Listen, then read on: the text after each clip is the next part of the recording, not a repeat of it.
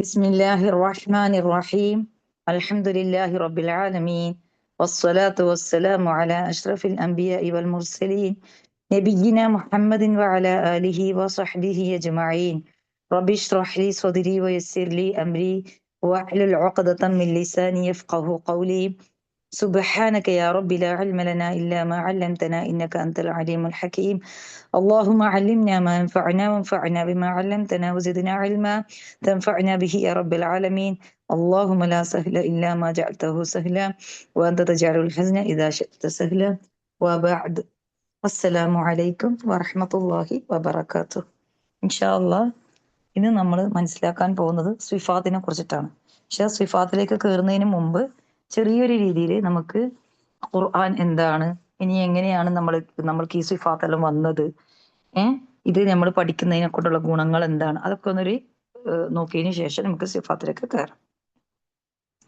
ആദ്യം നമ്മൾ മനസ്സിലാക്കണം എന്താണ് ഖുർആൻ എന്ന് പറഞ്ഞാല്. അത് അള്ളാന്റെ സംസാരമാണ്, അല്ലെ? മുഅ്ജിസത്തായ ഗ്രന്ഥാണത്. നബി സല്ലല്ലാഹു അലൈഹി വസല്ലമന്റെ ഹൃദയത്തിലാണ് ഖുർആൻ ഇറങ്ങിയത്. അപ്പം അത് മുഖേന എന്താണ് നമ്മൾ ആരാധനകൾ ചെയ്യപ്പെടുന്നുണ്ട്, അല്ലെ? ഖുർആൻ മുഖേന 2 ചട്ടകൾക്കിടയിൽ എഴുതപ്പെട്ട ഒരു ഗ്രന്ഥാണ് ഇന്ന് നമ്മളിപ്പം കാണുന്നത്. 2 ചട്ടകൾക്കിടയിൽ എഴുതപ്പെട്ടിട്ടുണ്ട് ഒരു രീതിയിലാണ് ഖുർആനെ കാണുന്നത്. അപ്പൊ ഈ ഖുർആൻ എത്രത്തോളം വർഷങ്ങൾ, 1400 ചില്ലറോളം വർഷങ്ങളോളം നമ്മളെ മുമ്പിൽ ഇപ്പൊ ഖുർആൻ നമ്മൾ കാണുന്നുണ്ട്, അല്ലെ? ഒരു വാക്ക് പോലും മാറാണ്ടോ എങ്ങനെയാണോ നബി സല്ലല്ലാഹു അലൈഹി വസല്ലമക്ക് അവതരിക്കപ്പെട്ടത് അതുപോലെ ഇന്നും നമ്മൾ ഖുർആനെ കാണുന്നുണ്ട്, അല്ലെ? എന്തുകൊണ്ടാണത്? അത് അള്ളാന്റെ അള്ളാന്റെ സംസാരമാണത്. അതിലൊരു മാറ്റം സംഭവിക്കൂല. അതുകൊണ്ടാണ് അള്ളാഹു തആല ഖുർആനിൽ നമ്മൾ കാണുന്നില്ലേ വെല്ലുവിളിക്കുന്നത്. وإن كنتم في ريب مما نزلنا على عبدنا فأتوا بسورة من مثله وادعوا شهداءكم من دون الله إن كنتم صادقين. എന്താ അള്ളാഹു തആല പറഞ്ഞേ?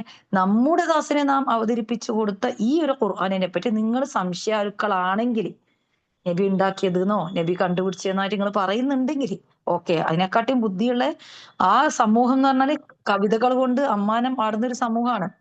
ആ ഒരു സമൂഹത്തിനോടാണ് അള്ളാഹ് വെല്ലുവിളിക്കുന്നത്. നിങ്ങൾ കൊണ്ടുവാ, ഒരു അധ്യായെങ്കിൽ നിങ്ങൾ കൊണ്ടുവാ. എന്നിട്ട് അള്ളാഹ് അത് അവിടെ നിർത്തുന്നില്ല. അവന് പുറമെ നിങ്ങൾക്ക് ആരെ വേണമെങ്കിലും സഹായിയായിട്ട് വിളിച്ചോ.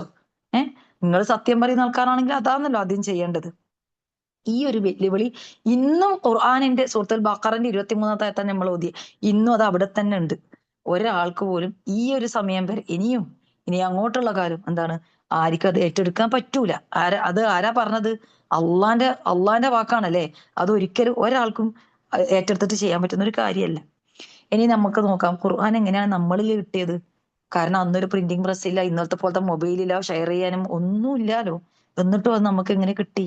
അവിടെയാണ് എന്താണ് ഖുർആൻ നമ്മൾക്ക് കിട്ടിയത് മുത്തവാത്തിറായിട്ടാണ്. ഒരു ഗ്രന്ഥം പോലും മറ്റുള്ള മതവിഭാഗങ്ങൾ ഗ്രന്ഥങ്ങൾ പരിശോധിക്കുകയാണെങ്കിൽ നമുക്ക് ഒരുപാട് വൈരുദ്ധ്യങ്ങൾ കാണും. ഖുർആൻ എന്ന് പറഞ്ഞു കഴിഞ്ഞാൽ ഒരാൾ കേട്ടിട്ട് എഴുതിയതല്ല, ഒരു സ്ഥലത്തുള്ള ഒരാളല്ല, പല സ്ഥലങ്ങളിലുള്ള പല ആൾക്കാർ അവർ പറഞ്ഞതൊക്കെ ഖുർആനിന്റെ ആയത്തിൽ സെയിം ആണ്, മാറ്റങ്ങളില്ല. അപ്പൊ അങ്ങനെ ഒരാൾ പോലും എതിരഭിപ്രായമൊന്നും ഇല്ലാണ്ട് മുത്തവാത്തിറായിട്ടാണ് നമുക്ക് കിട്ടിയത്. അതായത് സംശയത്തിന് ഒരു പഴുതും ഇല്ലാണ്ട് നിരവധി ആളുകളാൽ അറിയിക്കപ്പെട്ടത്. 1000 വർഷം പഴക്കമുള്ള ഒരു സംഭവം എന്ന് നമുക്ക് വിചാരിക്കാം. പഴയ ഒരു കാലഘട്ടത്തെ ഒരു കഥ. അത് നമ്മൾക്ക് വായിക്കുന്ന സമയത്ത് ഇപ്പം ആ ഒരു കഥ എഴുതിയ ആൾക്കാർ ഇപ്പം അല്ലെങ്കിൽ കണ്ട ആൾക്കാർ അത് ഒരു തലമുറക്ക് പറഞ്ഞു കൊടുത്തു എന്ന് വിചാരിച്ചോ. അത് അടുത്ത തലമുറയിലേക്ക് അവരിങ്ങനെ പറഞ്ഞു കൊടുത്ത് വരുന്ന സമയത്ത് നമ്മളിൽ എത്തുന്ന സമയത്ത് എന്താണ് ആ കേട്ട പോലെ ആയിരിക്കൂല, മാറ്റങ്ങൾ ഉണ്ടാവും. ഇപ്പൊ ഇങ്ങനെ നമ്മളിൽ നിന്ന് ഇതിപ്പോ സാധാരണ കാര്യമാണ് ഞാൻ പറഞ്ഞത്. പക്ഷെ ഖുർആനിന്റെ കാര്യം എന്ന് പറഞ്ഞു കഴിഞ്ഞാല് ഖുർആൻ ഇപ്പം ഒരാൾ കേട്ട് ഇപ്പൊ അത് പിന്നെ മറ്റുള്ള ആൾക്കാരിലേക്ക് അല്ലെങ്കിൽ എന്തെങ്കിലും മറ്റുള്ള ആൾക്കാരിൽ ഇങ്ങനെ കൈമാറി നമ്മളിൽ എത്തുന്ന ഒരു കാര്യം ഉണ്ടാവും, അല്ലെ? അപ്പം ഒരാളിൽ നിന്നും അടുത്ത ആളിലേക്ക് അല്ലെങ്കിൽ അതിന്റെ അപ്പുറത്തുള്ള ആളുകളിലേക്ക് എത്തുന്ന കാര്യങ്ങളാ നമ്മൾ പറയാൻ എന്താണ് സിൽസിലത്തുൽ അഹാദ് എന്നാ പറയാ. അതായത് നമുക്ക് കിട്ടുന്ന ഈ ഒരു കാര്യത്തിൽ ചില സമയം നമുക്ക് സംശയത്തിനൊരു ഇട ഉണ്ടാവും, അല്ലെ? അല്ലെങ്കിൽ നമ്മൾ സംശയിക്കും, നമ്മൾക്ക് എത്തിച്ച ആൾക്കാരുണ്ടാവുമല്ലോ, അവര് ഇടയിലുള്ള ആരെങ്കിലും കളവ് പറഞ്ഞെങ്കിലോ. ഓക്കെ. പക്ഷെ ഇവിടെ എന്താ സംഭവിച്ച ഖുർആനിന്റെ കാര്യത്തില്? ഇവിടെ ഒരു ഗ്രൂപ്പാണ്, അതായത് ആ ഗ്രൂപ്പ് എന്ന് പറഞ്ഞാൽ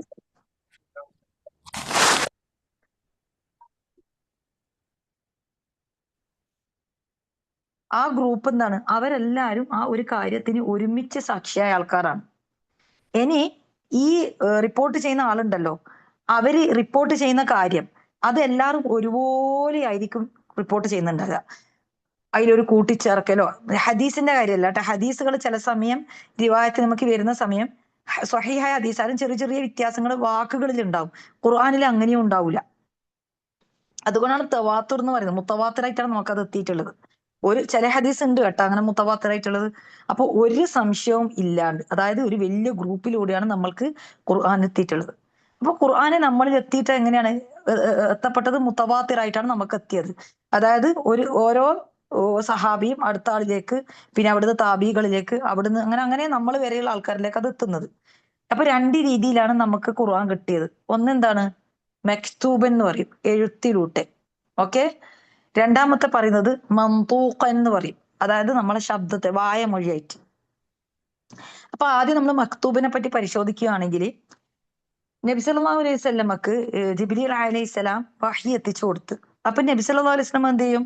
അവിടെയുള്ള എഴുത്തുകാരോട് അത് എഴുതി വെക്കാൻ പറയും. അന്ന് അവർക്ക് പെന്നോ ബുക്കോ ഒന്നും ഉണ്ടായിട്ടില്ല. അവരുടെ അടുത്ത് എന്തൊക്കെയാണോ ഉള്ളത് അതിൽ വെച്ചിട്ടാണ് അവർ എഴുതിയിട്ടുള്ളത്. മാനിന്റെ തോലി, അല്ലെങ്കിൽ കല്ല്, അല്ലെങ്കിൽ എല്ലി, അല്ലെങ്കിൽ മരത്തിന്റെ എല്ലാം മടലെല്ലാം ഉണ്ടാവും, ഈത്തപ്പന മടലെല്ലാം പോലത്തെ സാധനങ്ങളിലാണ് അവർ അന്ന് എഴുതിയിട്ടുണ്ടായിരുന്നത്.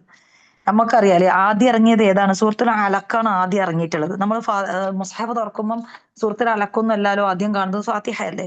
അപ്പൊ നബി സല്ലല്ലാഹു അലൈഹി വസല്ലമ വഹി വരുന്നതിനനുസരിച്ചിട്ട് എവിടെയൊക്കെയാണ് അത് ചേർക്കണ്ടേന്നുള്ള രീതിയിൽ അവർക്ക് പറഞ്ഞു കൊടുക്കും.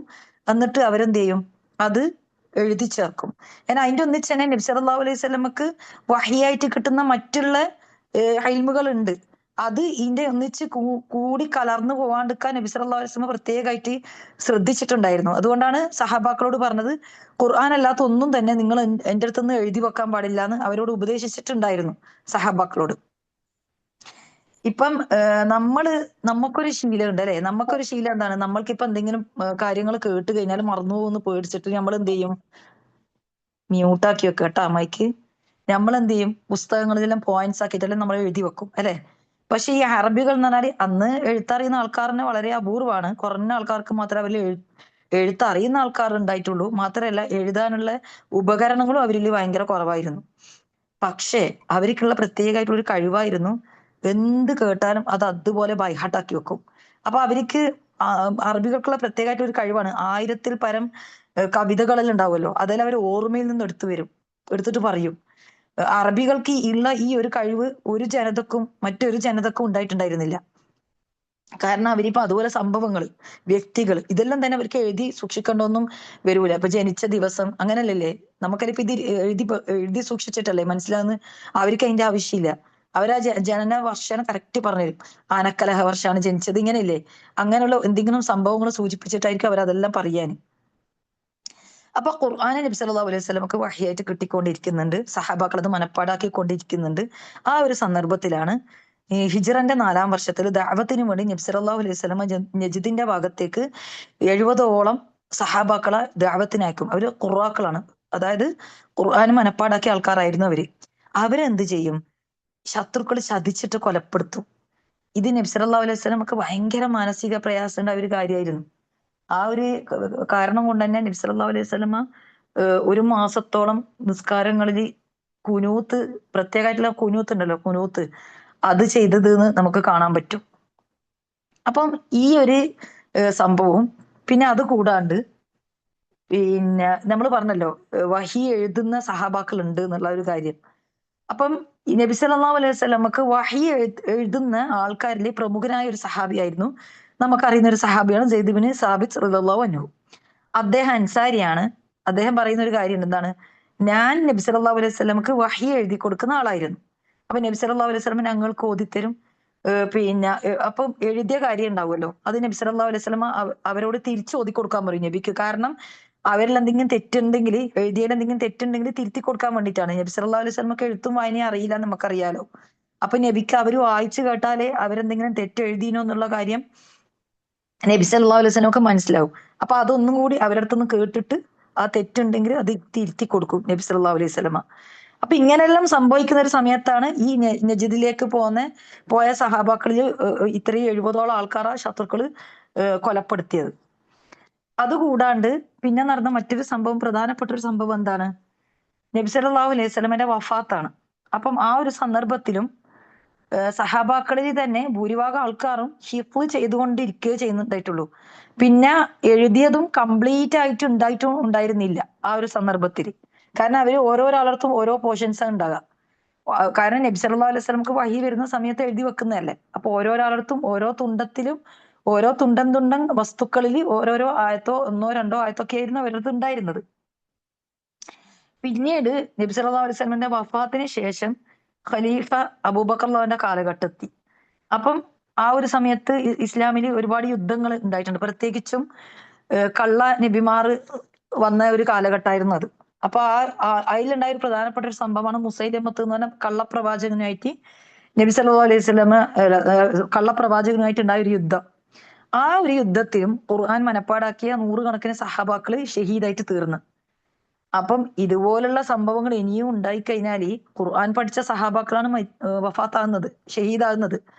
അപ്പൊ അതുകൊണ്ട് ഇതൊരു ഗ്രന്ഥത്തിൽ എഴുതി സൂക്ഷിക്കണം എന്ന് ആദ്യമായിട്ട് തോന്നിയത് ഉമർ തന്നെയാണ്. അത് അദ്ദേഹത്തിന്റെ ഒരു എന്താണ്, അദ്ദേഹത്തിനുള്ള ഒരു ഹുക്കുമാണ്, ഒരു കഴിവാണ് അത്, ഹിക്മത്ത്. മുൻകൂറായിട്ട് കാണാനുള്ള ഒരു കഴിവ് പ്രശ്നങ്ങളോ. അങ്ങനെ അബൂബക്കർ അടുത്ത് വന്നിട്ട് പറയും, നമ്മൾക്ക് ഇങ്ങനെ ചെയ്യണം, കാരണം ഇല്ലെങ്കിൽ ഖുർആൻ മനപ്പാടാക്കിയ സഹാബാക്കള് ഷഹീദായിട്ടും പോയി കഴിഞ്ഞാൽ പിന്നെ ഖുർആൻ ഭൂമിയിൽ നിന്ന് ഉണ്ടാവൂലോ എന്നുള്ളൊരു രീതിയിൽ സംസാരിക്കും. ആദ്യം അബൂബക്കർ തന്നെ അത് സമ്മതിക്കൂല. കാരണം നബി സല്ലല്ലാഹു അലൈഹി വസല്ലമ ചെയ്യാത്തൊരു പ്രവൃത്തി ഞാൻ എങ്ങനെ ചെയ്യും എന്നാണ് വിചാരിച്ചിട്ടാണ് അദ്ദേഹം സമ്മതിക്കാണ്ടിരുന്നത്. പക്ഷെ പിന്നീട് അതിന്റെ ഒരു ഭവിഷ്യത്ത് ഉണ്ടല്ലോ, അതെല്ലാം നന്നായിട്ട് വിശദീകരിച്ചു കൊടുത്തേരം ഖലീഫ സമ്മതിച്ച്. അപ്പൊ അവരെന്ത് ചെയ്യും, സെയ്ദ് ബിൻ സാബിത് റളിയല്ലാഹു തന്നെ വിളിച്ചു വരുത്തിയിട്ട് കാര്യങ്ങൾ പറയും. അബൂബക്കർ തന്നെ പറയുന്നുണ്ട്, എന്താണ്, താങ്കൾ ബുദ്ധിമാനായ ഒരു യുവാവാണ്, ഞങ്ങൾക്ക് താങ്കളെ പറ്റി യാതൊരു തെറ്റിദ്ധാരണയും ഇല്ല. താങ്കൾ നബി സല്ലല്ലാഹു അലൈഹി വസല്ലമന്റെ വഹി എഴുതുന്ന ആളായിരുന്നല്ലോ. അതുകൊണ്ട് താങ്കൾ ശരിക്കും ഒന്ന് അന്വേഷണം നടത്തിയിട്ട് ഖുർആനിനെ ഒന്നായിട്ട് ശേഖരിക്കണം എന്ന് പറയും. അപ്പം സെയ്ദുൽ തന്നെ പറയുന്നുണ്ട് ഈ ഒരു വിഷയത്തിനെ കുറിച്ചിട്ട്, എന്താണ്, ഒരു പർവ്വതം തന്നെ അതിന്റെ സ്ഥാനത്ത് നിന്ന് നീക്കം ചെയ്യാൻ എന്നോട് പറഞ്ഞെങ്കിൽ അതെനിക്ക് എളുപ്പമായിരുന്നു, ഇത് അതിനേക്കാളും ആയിട്ട് ഭാരിച്ച ഒരു കാര്യമാണ് എന്നുള്ള രീതിയിൽ അദ്ദേഹം പറയുന്നുണ്ട്. അപ്പം ജേഗോൻ ഇതെങ്ങനെയാണ് ചെയ്തത്? സ്വന്തം ഹിഫ്ളെന്നല്ല ചെയ്തത്. അദ്ദേഹം മറ്റുള്ള ആൾക്കാരുള്ള ഹിഫ്ളും മാത്രമല്ല പരിശോധിച്ച്, അദ്ദേഹം എന്ത് ചെയ്ത്, ഉമർ ഒരു വിളംബരം ചെയ്യും. എന്ത്?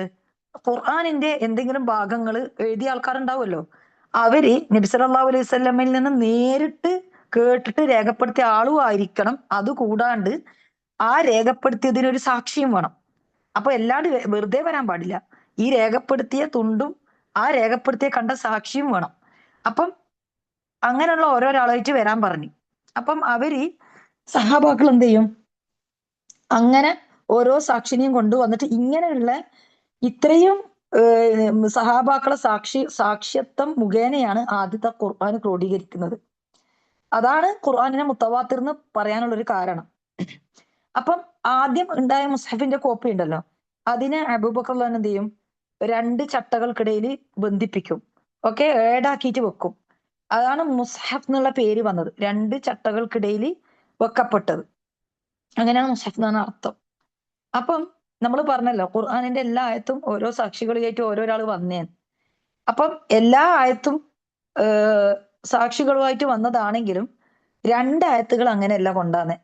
അതൊന്ന് എന്താണ്, സൂറ തൗബയിലെ ലഖദ് ജാഅക്കും റസൂലും മിൻ അൻഫുസിക്കും അസീസുൻ അലൈഹി മാ അനിത്തും ഹരീസുൻ അലൈക്കും ബിൽ മുഅ്മിനീന റഊഫുർ റഹീം എന്നുള്ളതും, സൂറ ഹിസാബിലുള്ള ആയത്തുണ്ടല്ലോ, മിനൽ മുഅ്മിനീന റിജാലുൻ സ്വദഖൂ മാ അഹദുല്ലാഹ അലൈഹി, ഈ 2 ആയത്ത്, ഈ 2 ആയത്ത് കൊണ്ടാണ് ഖുസൈമ റളിയല്ലാഹു അൻഹു ആണ്, അതായത് അബൂ ഖുസൈമ അൽ അൻസാരി. ഇദ്ദേഹത്തിന് ഇനി സാക്ഷികളില്ലായിരുന്നു.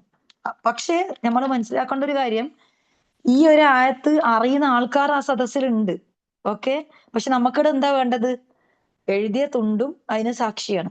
പക്ഷെ ഖുസൈമ റളിയല്ലാഹു അൻഹു എഴുതുമ്പം അതിന് സാക്ഷികൾ ഉണ്ടായിട്ടുണ്ടായിരുന്നില്ല. അന്നേരം സഹാബാക്കള് ഒരു സംഭവം ഓർമ്മിക്കും. അതായത് നബി സല്ലല്ലാഹു അലൈഹി വസല്ലമ ഖുസൈമ റളിയല്ലാഹു കുറിച്ചിട്ട് പറഞ്ഞ ഒരു കാര്യം ഉണ്ട്, എന്താണ്, മൻ ഷഹീദ ലഹു ഖുസൈമ ഫഹുവ ഹസ്ബുഹ്. ആർക്കെങ്കിലും ഖുസൈമ സാക്ഷ്യം നിന്നിട്ടുണ്ടെങ്കിൽ അവന് അത് മതി. അതായത് ഇസ്ലാമിലെ സാക്ഷ്യം എന്ന് പറഞ്ഞാൽ 2 പുരുഷന്മാരാണ്. പക്ഷെ ഹുസൈമ സാക്ഷ്യം വെക്കുന്നുണ്ടെങ്കിൽ ഹുസൈമ റളിയല്ലാഹു അൻഹു മാത്രം മതി. അതിന്റെ കാരണം എന്താന്ന് വെച്ചാല് നബി സല്ലല്ലാഹു അലൈഹി വസല്ലമന്റെ ഹയാത്തുള്ള ഒരു കാലഘട്ടത്തിൽ ഒരു ദിവസം ഒരു അറാബിന്റെ അടുത്ത് നിന്ന് നബി സല്ലല്ലാഹു അലൈഹി വസല്ലം ഒരു കുതിരനെ വാങ്ങും. അപ്പം ആ ഒരു കുതിരന്റെ പൈസ എല്ലാം ഓക്കെ ആയി. നബി സല്ലല്ലാഹു അലൈഹി വസല്ലം പറഞ്ഞു, ഓക്കെ ഞാൻ പൈസ തരാം, നീ എന്റെ ഒന്നിച്ച് വാന്ന് പറയും. അപ്പം പിന്നെ നബി സല്ലല്ലാഹു അലൈഹി വസല്ലം മുന്നിലും ഈ അറാബി ബാക്കിലുമായിട്ട് നടക്കാൻ തുടങ്ങി. നമുക്കറിയാം നബി സല്ലല്ലാഹു അലൈഹി വസല്ലമയുടെ നടത്തത്തിനെ പറ്റി നമ്മളെങ്ങനെ മനസ്സിലാക്കിയേ? ഒരു കുന്നിന്റെ മേലെ നിന്ന് നമ്മൾ ഇറങ്ങി വരൂലേ, ആ ഒരു സ്പീഡാണ് നബി സല്ലല്ലാഹു നടത്തത്തിൽ. കാലുകളെല്ലാം അകത്തി വെച്ചിട്ടുള്ള നടത്താണ്, ഭയങ്കര സ്പീഡാണ്. അതുകൊണ്ട് തന്നെ അറാബി കുറേ ബാക്കിലായിട്ടാണ് ഉള്ളത്. പെട്ടെന്ന് കാണുന്ന ഒരാൾ വിചാരിക്കുക അറാബി അയാളെ കുതിരയായിട്ട് വേറെ തന്നെ വരുന്നു, നബി വേറെ തന്നെ പോകുന്നതാണ് കണ്ടാ തോന്നുക. ഈ ഒരു സമയം കുറച്ച് ആൾക്കാർ ഈ അറാബിന്റെ അടുത്ത് വന്നിട്ട് ചോദിക്കും, ഈ കുതിരനെ വിൽക്കുന്നു എന്ന് ചോദിക്കും. അപ്പൊ അയാൾ എന്താ, കാരണം നബി പറഞ്ഞ വിലനെക്കാട്ടിയും കൂടുതൽ കിട്ടുമോ നോക്കാൻ വേണ്ടി അയാൾ അതേന്ന് പറയും.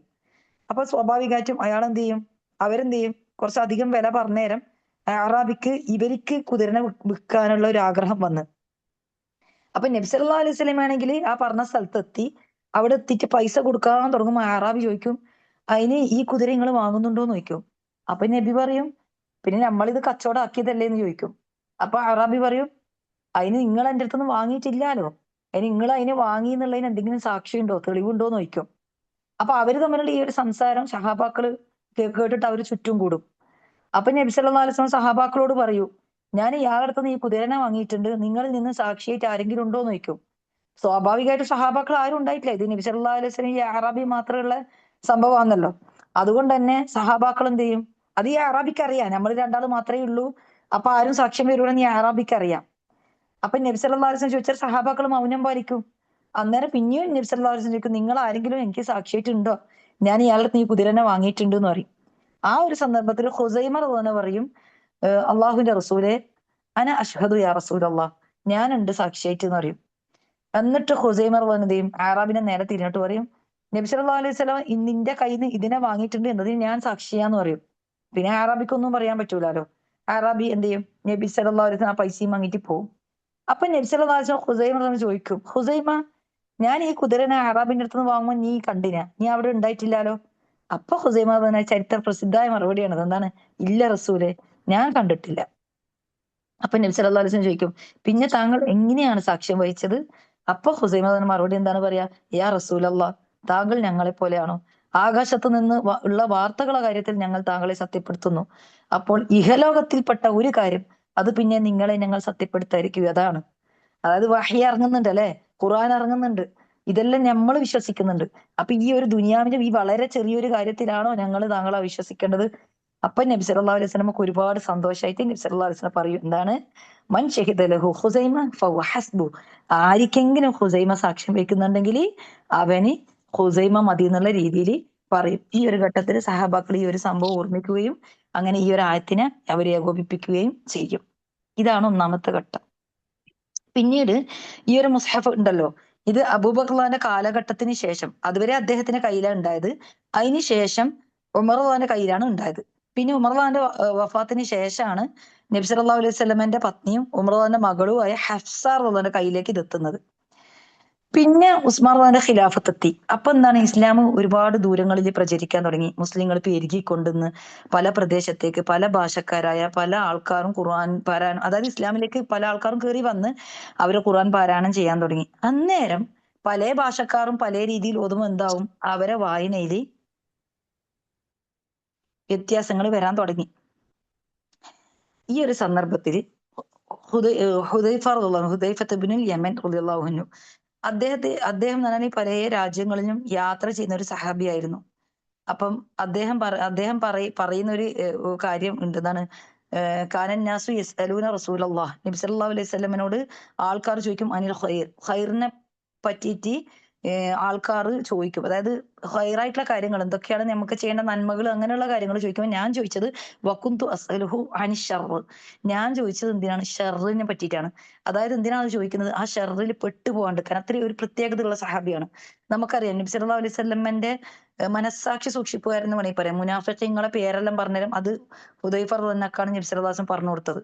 ഒരു പ്രത്യേകതയുള്ള ഒരു സഹാബിയാണ്. അതായത് ഷർറുകളിലൊന്നും പെട്ടുപോകാണ്ടിരിക്കാൻ അതിനെ സൂക്ഷിക്കാൻ വേണ്ടിയിട്ടാണ് അങ്ങനെ ചോദിക്കുന്നത്. അപ്പൊ ഹുദൈഫ റളിയല്ലാഹു എന്ത് ചെയ്യും? ഈ ഒരു പിന്നെ വ്യത്യാസങ്ങൾ ശ്രദ്ധിക്കും. ചില ആൾക്കാരെല്ലാം ഖുർആൻ ഓതുമ. ഇപ്പം എക്സാമ്പിൾ പറയുകയാണെങ്കിൽ ഒരാൾ ഓതി വഅത്തിമുൽ ഹജ്ജ വൽ ഉംറത ലില്ലാഹ് എന്ന് ഓതിയാലും വേറൊരാൾ ഓതി വഅത്തിമുൽ ഹജ്ജ വൽ ഉംറത ലിൽ ബൈത്ത്. അപ്പൊ ഇങ്ങനെയുള്ള അഭിപ്രായ വ്യത്യാസങ്ങളെല്ലാം വന്നേരം ഹുദൈഫ റളിയല്ലാഹു എന്ത് ചെയ്യും? നേരെ മദീനയിലേക്ക് പോകും. എന്നിട്ട് ഉസ്മാൻ റളിയല്ലാഹു അൻഹുവിനോട് ഈ കാര്യങ്ങളെല്ലാം ശ്രദ്ധയിൽപ്പെടുത്തും. എന്നിട്ട് പറയും, ഈ ഒരു നില തുടർന്നാൽ നമ്മൾ ക്രിസ്ത്യാനികളും യഹൂദികളെല്ലാം അവരുടെ ഗ്രന്ഥത്തിന്റെ കാര്യത്തിലാണല്ലോ ഭിന്നിച്ചത്. അതുപോലെ നമ്മളും ഭാവിയിൽ ഭിന്നിക്കാൻ ഇടയുണ്ട്. സുബ്ഹാനല്ലാഹ്, എന്തൊരു സൂക്ഷ്മത അല്ലേ ഖുർആനിന്റെ. അപ്പം ഉസ്മാൻ റളിയല്ലാഹു പറയും.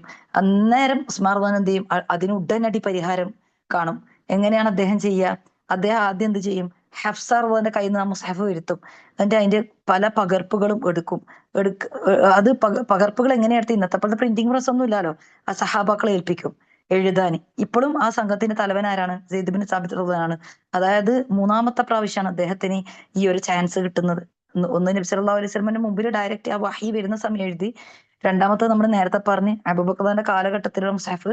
പിന്നെ ഇതാ മൂന്നാമത് അദ്ദേഹത്തിന് അള്ളാഹുവിൽ നിന്ന് കിട്ടിയ ഒരു ശ്രേഷ്ഠതയാണത്. അപ്പം എന്നിട്ട് ഇതിന്റെ പകർപ്പുകളെല്ലാം എടുത്തതിന് ശേഷം ഈ മുസ്ഹഫ് എന്ത് ചെയ്യും? ഹഫ്സ റളിയല്ലാഹുവിനക്ക് തിരിച്ചു കൊടുക്കും. എന്നിട്ട് ഈ പകർത്തെടുത്ത കോപ്പികൾ ഉണ്ടല്ലോ, അത് അവര് പല സ്ഥലങ്ങളിലേക്കും പല സ്ഥലം അയക്കും. Yemen, Kufa, Basra, Sham, Bahrain, Mecca, ഇങ്ങനെ പല സ്ഥലങ്ങളിലും. മുസ്ഹഫ് മാത്രമല്ല അയച്ചത്, കൂടെ ഒരു ഖാരീനെയും അയക്കും. മദീനയിൽ 2 കോപ്പി വെച്ചിട്ടുണ്ടായിരുന്നു. ഒന്ന് മുസ്ലിങ്ങൾക്ക് കൊടുത്ത് മറ്റൊന്ന് ഉസ്മാന്റെ കയ്യിലും ആണ് ഉണ്ടായിട്ടുള്ളത്. എന്തായാലും എല്ലാ സ്ഥലങ്ങളിലും മുസ്ഹഫ് എത്തിച്ചിട്ട് ഖലീഫ വിളംബരം ചെയ്യും. ഈ മുസ്ഹഫുമായിട്ട് യോജിക്കുന്നതാണ് നിങ്ങളെ കയ്യിൽ ഉള്ളതെങ്കിൽ നിങ്ങൾ അത് നോക്കിയിട്ട് പാരായണം ചെയ്യുക, എല്ലാത്തത് കത്തിക്കുക. അങ്ങനെ എന്ത് ചെയ്ത്? ഇതാണ് മൂന്നാമത്തെ ഒരു ഘട്ടം ആയത്. ഇനി നാലാമത്തെ ഒരു ഘട്ടം എന്ന് പറഞ്ഞു കഴിഞ്ഞാല് മുസ്ലിങ്ങള് പിന്നെ ഒരുപാട് അതിൽ നിന്ന് കുറെ കോപ്പികളെല്ലാം ഉണ്ടാക്കിയെടുത്തിട്ട് പല സ്ഥലങ്ങളിലും വിതരണം ചെയ്തു. ഇത് നാലാമത്തെ ഒരു ഘട്ടമാണ്. 5ാമത്തെ ഘട്ടം എന്ന് പറഞ്ഞാല് ഇനിയാണ് വരുന്നത്. നമ്മള് അതായത് നമുക്കിനി ഇപ്പൊ നമ്മൾ വിചാരിക്കുന്നില്ല എന്തിനാ ഈ തജ്വീദെല്ലാം ഉണ്ടാക്കിയത്? എന്തിനാ ഉണ്ടാക്കിയേ? പണ്ഡിതന്മാർ എന്ത് ചെയ്ത്? ഈ ഖുർആനിന്റെ അക്ഷരങ്ങളെ സ്വഭാവം ഒരു ഗ്രന്ഥത്തിനും ഇല്ലാത്തൊരു പ്രത്യേകതയാണ് അല്ലെ. അറബിക് ലെറ്റേഴ്സിന് നമ്മളെ മനുഷ്യന്മാരെ പോലത്തെ സ്വഭാവം ഈ അറബിക് ലെറ്റേഴ്സിനും ഉണ്ട്. ചില സമയം നല്ല ഗൗരവമായിരിക്കും, ചില സമയം ഭയങ്കര സോഫ്റ്റ് ആയിരിക്കും, ചില സമയം ഒന്ന് സൈലന്റ് ആയിരിക്കും. മനസ്സിലായോ? അപ്പം ഈ സ്വഭാവങ്ങൾ ഉള്ള പല സ്വഭാവങ്ങളും എന്ത് ചെയ്ത് അവര് രേഖപ്പെടുത്താൻ തുടങ്ങി പണ്ഡിതന്മാർ. അപ്പൊ ഈ ഖുർആനിന്റെ പിന്നെ ഇപ്പം എഴുത്തുകളിലും റസ്മിലും നമുക്ക് കുറെ പ്രത്യേകതകൾ കാണാൻ പറ്റും. ഇപ്പൊ റസ്മിനെ കുറിച്ചിട്ട് നമുക്കിപ്പോ ഡീറ്റെയിൽ ആയിട്ട് പറയണ്ട. എന്തായാലും ഖുർആന് പല രാജ്യങ്ങളിലും വിതരണം ചെയ്തു. പണ്ഡിതന്മാർ അതിനുശേഷം പല എഴുത്തുകളെ കുറിച്ചിട്ടുള്ള ഗ്രന്ഥങ്ങളും ഒക്കെ അവര് എഴുതി. ഓക്കെ, ഇനി നമുക്ക് മനസ്സിലാക്കാൻ പോകേണ്ടത് ഇപ്പൊ നമ്മള് പിന്നെ അക്ഷരങ്ങളെ കുറിച്ചിട്ട് പറഞ്ഞല്ലോ. നബി സല്ലല്ലാഹു അലൈഹി വസല്ലമക്ക് നബി സല്ലല്ലാഹു അലൈഹി വസല്ലമയുടെ അടുത്ത് സഹാബാക്കൾ എങ്ങനെയാ പഠിച്ചത്? നേരിട്ടിട്ടാണ് പഠിച്ചത്. അതായത് നബി സല്ലല്ലാഹു അലൈഹി വസല്ലം അവർക്ക് ഓതിക്കൊടുക്കും, അവര് നബി സല്ലല്ലാഹുക്ക് തിരിച്ചു ഓതിക്കൊടുക്കും. അപ്പം എന്നിട്ട് നബി സല്ലല്ലാഹു അലൈഹി വസല്ലം അത് അവരത് കേട്ട് പരിശോധിക്കും. ഓക്കെ, എന്നിട്ട് നബി സല്ലല്ലാഹു അലൈഹി വസല്ലം ഓക്കെ കറക്റ്റ് ആണെങ്കിൽ അത് ഓക്കെ പറയും. ഇതുപോലെ തന്നെയാണ് സഹാബാക്കൾ അവർക്ക് ശേഷം വന്ന ആൾക്കാർക്ക് താബികൾക്ക് എത്തിച്ചു കൊടുത്ത്. ഇങ്ങനെയാണ് വായ്മൊഴിയായിട്ട് ഖുർആൻ എത്തിയിട്ടുള്ളത്. അപ്പം ഖുർആനിന്റെ ആ ഒരു ഉച്ചാരണം സംരക്ഷിക്കപ്പെട്ട രീതികളാണ് ഇനി നമ്മൾ പറയാൻ പോകുന്നത്. ഖുർആനിന്റെ ഉച്ചാരണങ്ങൾ പോലും സംരക്ഷിക്കപ്പെട്ടിട്ടുണ്ട് അല്ലെ. ഇന്നാ നഹ്നു നസ്സൽന ദിക്റ വ ഇന്നാ ലഹു ലഹാഫിളൂൻ. അള്ളാഹ് പറഞ്ഞതാണ്. എന്താണ്? തീർച്ചയായും നാമാണ് ഈ ഉത്ബോധനം അവതരിപ്പിച്ചിട്ടുള്ളത്, തീർച്ചയായും നാം അതിനെ സൂക്ഷിക്കുന്നതുമാണ്. അതുകൊണ്ടാണ് ലോകത്തുള്ള ഏത് ആൾക്കാരായാലും, ഏത് രാജ്യത്തുള്ള ആൾക്കാരായാലും, ഏത് ഭാഷക്കാരനായാലും ഖുർആൻ ഇപ്പം പാണ്ഡിത്യമുള്ള ഒരാളെ കാര്യം പറയുകയാണെങ്കിൽ എന്താണ് അവരെ ഓതാൻ എങ്ങനെയാണ് ഒരുപോലെയാണ് അവരെ ഖിറാഅത്ത് ഉണ്ടാകുക. ഇനിയിപ്പം നമ്മൾ മനസ്സിലാക്കാൻ പോകുന്നത് ഇതിപ്പോ നമ്മള് ആ ഒരു എഴുത്ത് രീതിനെ കുറിച്ചിട്ട് കാണിച്ചിരുന്നാണ്. കണ്ട അന്നേരം ഇപ്പൊ എഴുത്ത് രീതി പറയുകയാണെങ്കിൽ ഹംസ ഒന്നും അന്ന് ഉണ്ടായിട്ടുണ്ടായിരുന്നില്ല. അവര് ഹംസ ഇപ്പൊ അന്തൊന്നും എഴുതിയത് കണ്ട നിങ്ങള് ഒരു അലിഫ് മാത്രമേ ഉള്ളൂ. എന്നിട്ട് പക്ഷെ അത് അവര് അന്തും തന്നെ വായിച്ചിട്ടുണ്ട്. അന്തും, അഞ്ചല, ഇതാ ഒക്കെ കണ്ട, അന്ന് ഈ ഹംസക്ക് രൂപം ഉണ്ടായിട്ടില്ല. അതുപോലെ തന്നെ മുറുക്കും, യാ മുറുക്കും അവരെഴുതിയ രീതി കണ്ട, മൂമിനി ഇതെല്ലാം വായനയുണ്ട് കേട്ടാ. മൂമിനീന ഇമാം സൂസിയിൽ ഇങ്ങനെയാ വായിക്കുക, മൂമിനീന. യാ മുറുക്ക് അവര് ഹംസ തസ്ഹീൽ ചെയ്തിട്ടാ വായിക്കുക. നമ്മളാണ് ഇമാം ഹഫ്സിന്റെ നമ്മളാണ് തഹ്കീക്ക് ചെയ്തിട്ട് വായിക്കുന്നത്. പിന്നെ അതുപോലെ തന്നെ കണ്ട, ഇവിടെ ഇപ്പം എന്നുള്ളത് ഇങ്ങനെ ഉണ്ടാവും, പക്ഷെ അവരങ്ങനെ എന്നുള്ളത് തന്നെ അവർ വായിച്ചിട്ടുണ്ട്. ഓക്കെ, ഇനി നമ്മൾ സിഫാത്തിനെ കുറിച്ചിട്ട് മനസ്സിലാക്കുന്നതാണ്. സിഫ എന്ന് പറഞ്ഞു കഴിഞ്ഞാൽ സ്വഭാവം എന്നാണ് അർത്ഥം. അതിന്റെ പ്ലൂരൽ ഫോമാണ് സിഫാത്ത്, സ്വഭാവങ്ങൾ. ഇപ്പൊ നമ്മൾ നേരത്തെ പറഞ്ഞില്ലേ മനുഷ്യന്മാർക്ക് പല സ്വഭാവം ഉണ്ടെന്ന്. നമ്മളെങ്ങനെ തിരിച്ചറിയാ? അവരെ ചില പ്രത്യേക സ്വഭാവ സവിശേഷതകൾ ഉണ്ടായിരിക്കും നമ്മൾ പറയാ അല്ലെ. ഹൈറ്റ് ഉള്ള ആൾക്കാർ, അല്ലെങ്കിൽ കുറച്ച് കളർ ഉണ്ടെങ്കിൽ അങ്ങനെ പറയും. അതല്ലെങ്കിൽ എന്തെങ്കിലും ചിരി പ്രത്യേകതകളെല്ലാം ഉണ്ടാവും ചില ആൾക്കാർക്ക്. ഇതേപോലെ തന്നെ അറബിക് ലെറ്റേഴ്സിനും ചില സവിശേഷതകൾ ഉണ്ട്. നമ്മൾ അറബിക് അക്ഷരങ്ങളെ കുറിച്ചിട്ട് പഠിക്കുമ്പം അടിസ്ഥാനപരമായിട്ട് 3 കാര്യങ്ങൾ മനസ്സിലാക്കണം. ഒന്ന് മഹ്റജാണ്. മഹ്റജിന് നമ്മൾ പഠിച്ചു കഴിഞ്ഞ്. ഓക്കെ, ഇപ്പൊ നമ്മൾ പഠിക്കുന്നത് സിഫാത്താണ്. സിഫാത്തിനെ കുറിച്ച് നമ്മൾ മനസ്സിലാക്കണം. മൂന്നാമതായിട്ട് ഇത് രണ്ടും അറിഞ്ഞു കഴിഞ്ഞാൽ പിന്നെ നമുക്ക് അറിയുന്ന ഒരു കാര്യം തന്നെയാണ് അതിൽ സംഭവിക്കുന്ന ലഹനി, തെറ്റുകൾ നമുക്ക് അറിയാൻ പറ്റും ഇത് രണ്ട് പഠിച്ചാൽ തന്നെ. പക്ഷെ ഈ 3 കാര്യങ്ങളാണ് അറബിക് അക്ഷരങ്ങൾ പഠിക്കുന്ന സമയത്ത് നമ്മൾ ശ്രദ്ധിക്കേണ്ടത്. മഹ്റജ്, സിഫാത്ത്, അതിൽ സംഭവിച്ചേക്കാവുന്ന ലഹനുകൾ. ഒരേ മഹ്റജത്തിൽ തന്നെ ഒന്നിൽ കൂടുതൽ അക്ഷരങ്ങൾ വരുന്നുണ്ടെന്ന് നമ്മൾ മനസ്സിലാക്കിയിട്ടുണ്ട് അല്ലെ. പക്ഷെ മഹ്റജുകളെല്ലാം സെയിം ആണെങ്കിൽ തന്നെ അവരിൽ എന്താണ് സൗണ്ടുകൾ, അതായത് പുറത്തേക്ക് വരുന്ന സൗണ്ട് ഉണ്ടല്ലോ, ഒരേ ഒരേ ഇപ്പം ഒന്നിക്കല് ഇപ്പം ത അല്ലെങ്കിൽ പോ, ഓക്കെ, ഇല്ലെങ്കിൽ എന്താണ് ഇപ്പൊ റാലി വോ എല്ലാം മഹ്റജ് സെയിം. പക്ഷെ നമ്മൾ കണ്ട കേൾക്കുന്നത് വ്യത്യാസമായിട്ടല്ലേ കേൾക്കുന്നത്. പക്ഷെ നമ്മൾക്ക് ഇന്നും നബി സല്ലല്ലാഹു അലൈഹി വസല്ലമയുടെ കാലഘട്ടത്തെ എങ്ങനെയാണോ അക്ഷരങ്ങൾ ഉച്ചരിച്ചത്, ആ ഉച്ചാരണം നമ്മൾക്ക് വരാൻ വേണ്ടിയിട്ടാണ് എന്താണ് ഇതെല്ലാം വന്നിട്ടുള്ളത്. അപ്പൊ നമുക്ക് നബി സല്ലല്ലാഹു അലൈഹി വസല്ലമയുടെ കാലഘട്ടത്തിൽ അവരെങ്ങനെയാണ് ഉച്ചരിച്ചത്, ആ ഉച്ചാരണം നമുക്ക് കൃത്യമായിട്ട് മനസ്സിലാക്കണമെങ്കിൽ എന്താണ് മഹ്റജ് മാത്രം അറിഞ്ഞിട്ട് കാര്യമില്ല. ഇപ്പൊ നമ്മൾ പറഞ്ഞു ഒരേ മഹ്റജിന്ന് 2 അക്ഷരങ്ങൾ വരുന്നുണ്ടല്ലേ. ഇപ്പൊ ദാല് പോലെ വോ പറഞ്ഞ എങ്ങനെയായിരിക്കും വരാ, സെയിം അല്ലേ വരുന്നത്. അപ്പൊ എന്താണ് അവിടെ വ്യത്യാസം വന്ന സിഫാത്തിലാണ്. അപ്പം ഒരക്ഷരം എങ്ങനെയാണ് മഹ്റജുകളിൽ നിന്ന് പുറപ്പെടുന്നത് എന്നും അറിയണം. എന്നാലും മാത്രമേ നമുക്ക് നുബുവത്തിന്റെ കാലത്തുള്ള ഉച്ചാരണം പോലെ നമുക്ക് ഉച്ചരിക്കാൻ പറ്റൂ. അതുകൊണ്ടാണ് പണ്ഡിതന്മാർ എന്ത് ചെയ്ത് ഓരോ അക്ഷരത്തിനെയും മഹ്റജ് നമുക്ക് പറഞ്ഞാന്ന്. എന്നാൽ അതുപോലെ തന്നെ അതേപോലെ ഉച്ചാരണം നമുക്ക് കറക്റ്റ് ആക്കണമെങ്കിൽ നമ്മൾ സിഫാത്തും പഠിക്കണം. അതുകൊണ്ടാണ് പണ്ഡിതന്മാർ ഓരോ അക്ഷരത്തിനെയും സിഫാത്തിനെയും എഴുതി വെച്ചാന്നത്. ഒരേ മഹ്റജിൽ നിന്ന് വരുന്ന അക്ഷരങ്ങൾ തമ്മിൽ ഈ സൗണ്ടിൽ എങ്ങനെയാണ് വ്യത്യാസം വരുന്നത് എന്ന് അവര് മനസ്സിലാക്കിയത് എങ്ങനെയാണ്, ഓരോ അക്ഷരങ്ങൾ അവർ ഉച്ചരിച്ചു നോക്കി. അതിന് എയർ പോകുന്നുണ്ടോ, ശബ്ദം പോകുന്നു. ശരിക്കും എനിക്ക് അത്ഭുതമായിന്. കാരണം നമ്മളിപ്പോ തൊണ്ടക്ക് കൈവച്ച് നോക്കിയിട്ട് വൈബ്രേഷൻ ഉണ്ടോ ഇല്ല എന്നെല്ലാം നമ്മൾ പറയും. അന്നേരം അത്രേ നമ്മൾ അറിയുന്നുള്ളൂ. പക്ഷെ അവര് അതെല്ലാം അപ്പളേ ശ്രദ്ധിക്കണമെങ്കിൽ ആലോചിച്ച് നോക്കിയിട്ട് അവർക്ക് വോക്കൽ കോഡെല്ലാം അറിയോ? അന്ന് അതിനെ പറ്റിയിട്ടുള്ള ഒരു വിവരമൊന്നും ഉണ്ടായിട്ടില്ലാലോ. എന്നിട്ട് ഒരു അതെല്ലാം അവര് പരിശോധിച്ച് നോക്കി ഓരോ വിഭാഗാക്കി വിഭജിച്ച്. ഓക്കെ, നമ്മൾക്ക് അറബിക്കിന്റെ അക്ഷരങ്ങൾ ഉണ്ടല്ലോ, അത് വരുന്ന മഹ്റജ്, ഈ മഹ്റജ് നമുക്ക് മനസ്സിലാക്കി തന്നതിൽ പ്രധാനപ്പെട്ട ഒരു ഇമാമാണ് അലി ഖലീൽ ഇബ്നു അഹ്മദുൽ ഫറാഹിദി. അദ്ദേഹം ഓരോ അക്ഷരവും പറഞ്ഞു നോക്കിയിട്ട് എങ്ങനെയാണോ നബി സല്ലല്ലാഹു അലൈഹി വസല്ലം ഉച്ചരിച്ചത്, ആ നമ്മള് മഹ്റജിന്റെ ക്ലാസ്സിൽ ആ ഇമാമിന്റെ പേരെല്ലാം പറഞ്ഞുകൊണ്ടാണ് ഞാൻ ഇതിൽ ഇടാണ്ടുന്നത് കേട്ടോ. അഥവാ നിങ്ങൾക്ക് ആർക്കെങ്കിലും വേണമെങ്കിൽ ചോദിച്ചു കഴിഞ്ഞാൽ ഗ്രൂപ്പിൽ ചോദിച്ചോ, ഞാൻ അന്നേരം എഴുതിയിട്ട് ഇട്ടുതരാം. ഓക്കെ, ഈ PDF ഇല്ലാത്തത്. അപ്പം എന്താണ് അവർ ഓരോ അക്ഷരം ഉച്ചരിച്ച് നോക്കിയിട്ടാണ് നോട്ട് ചെയ്ത് വെച്ചത്. ഇമാം സിബവൈഹി അദ്ദേഹത്തിനെ കുറിച്ച് പറഞ്ഞ എന്താണെന്നറിയോ, അദ്ദേഹം ഓരോ അക്ഷരവും രുചിച്ചു നോക്കിയാണ് എഴുതി വെച്ചതെന്നാണ്. പിന്നീട് അദ്ദേഹത്തിന്റെ ശിഷ്യനാണ് സിബവൈഹി എന്ന് പറയുന്നത്. അദ്ദേഹം അതുപോലെ മറ്റു പല പണ്ഡിതന്മാരും മനസ്സിലാക്കി മഹ്റജ് മാത്രം പോരാ, സിഫാത്തുകളും വേണം. കാരണം മഹ്റജ് കറക്റ്റ് ആയാലും ആ ഒരു അക്ഷരം പുറത്ത് വരുന്നത് നമുക്ക് കറക്റ്റ് ആയിട്ടില്ലെങ്കിൽ അത് തിരുത്തി കൊടുക്കണമല്ലോ. അപ്പൊ എന്തായി, അവിടെ സിഫാത്തും വന്ന് ഓരോ അക്ഷരത്തിന്റെയും സിഫാത്ത് പണ്ഡിതന്മാർ എന്ത് ചെയ്ത് രേഖപ്പെടുത്തി വെച്ച്. അപ്പം സിഫാത്ത് എന്നെല്ലാം പറഞ്ഞു കഴിഞ്ഞാൽ നമ്മൾ വിചാരിക്കേണ്ട പുതിയതായിട്ടുള്ള ഒരു കണ്ടുപിടുത്താണ്. പുതിയ കണ്ടുപിടുത്തമൊന്നുമല്ല, ഉള്ള നിയമങ്ങൾ തന്നെ ബാക്കിയുള്ള ആൾക്കാർക്ക് പഠിക്കാൻ വേണ്ടിയിട്ട് അവർക്ക് എളുപ്പത്തിന് വേണ്ടി പണ്ഡിതന്മാർ നിയമങ്ങളാക്കിയിട്ട് സെറ്റ് ചെയ്ത് വെച്ച് അല്ലെ. അപ്പം ഖുർആനിന്റെ സംരക്ഷണാണ് ഇവിടെ നടക്കുന്നത്. അത് അള്ളാന്റെ വാഗ്ദാനാണ്, അത് ഒരിക്കലും തെറ്റൂല അല്ലെ. അങ്ങനെ ഖുർആന് നമ്മളിലേക്ക് എത്തി. ഉലമാക്കള് തജ്വീദ് നിയമങ്ങളെല്ലാം എഴുതി വെച്ചുകൊണ്ട് എന്താണ് നമ്മള് യാതൊരു തെറ്റും കൂടാണ്ട് നമ്മളിൽ ഖുർആൻ ഇന്ന് നമ്മളിൽ എത്തി. ഇനി സഹാബാക്കളെ കൊണ്ട് പറയുകയാണെങ്കിൽ അവർക്ക് അല്ലെങ്കിൽ താബീങ്ങളെ കാലഘട്ടത്തൊന്നും അവർക്ക് ഇങ്ങനെ നിയമങ്ങളൊന്നും പഠിക്കേണ്ട ആവശ്യമില്ല ഇല്ലായിരുന്നു. അവർ ആ രീതിയിൽ തന്നെയാണ് ഓതിയിട്ടുണ്ടായിരുന്നത്. പക്ഷെ നമ്മൾ അങ്ങനെയല്ല, നമുക്ക് ഇന്ന് അതിന്റെ ആവശ്യമുണ്ട് അല്ലെ. ഖുർആൻ ഓതുന്ന ഓരോ വ്യക്തിക്കും തജ്വീദോടുകൂടി ഖുർആൻ ഓതല് വാജിബാണ് അല്ലെ. കാരണം എന്തുകൊണ്ട്, അത് മുഖേനയാണ് അള്ളാഹു ഖുർആനിനെ ഇറക്കിയിട്ടുള്ളത് അല്ലെ.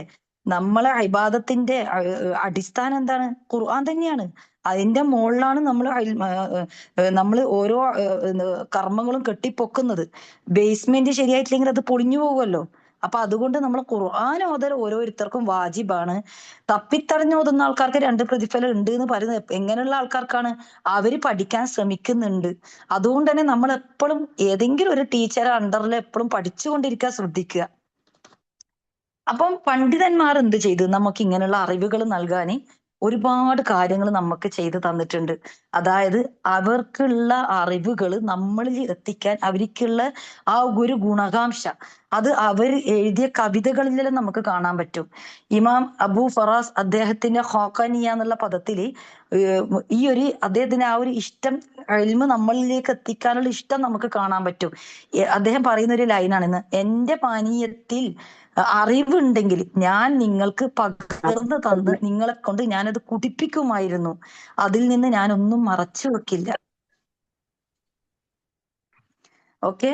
അപ്പം ഇങ്ങനെയുള്ള സുബ്ഹാനല്ലാഹ് അവരാ ഇഷ്ടം, അതായത് ബാക്കിയുള്ള ആൾക്കാർക്ക് ഇൽമ് എത്തിക്കാനുള്ള ഒരു ഇഷ്ടം ഇങ്ങനെ ഇവരുടെ വരികളിൽ നമ്മൾക്ക് കാണാൻ പറ്റും.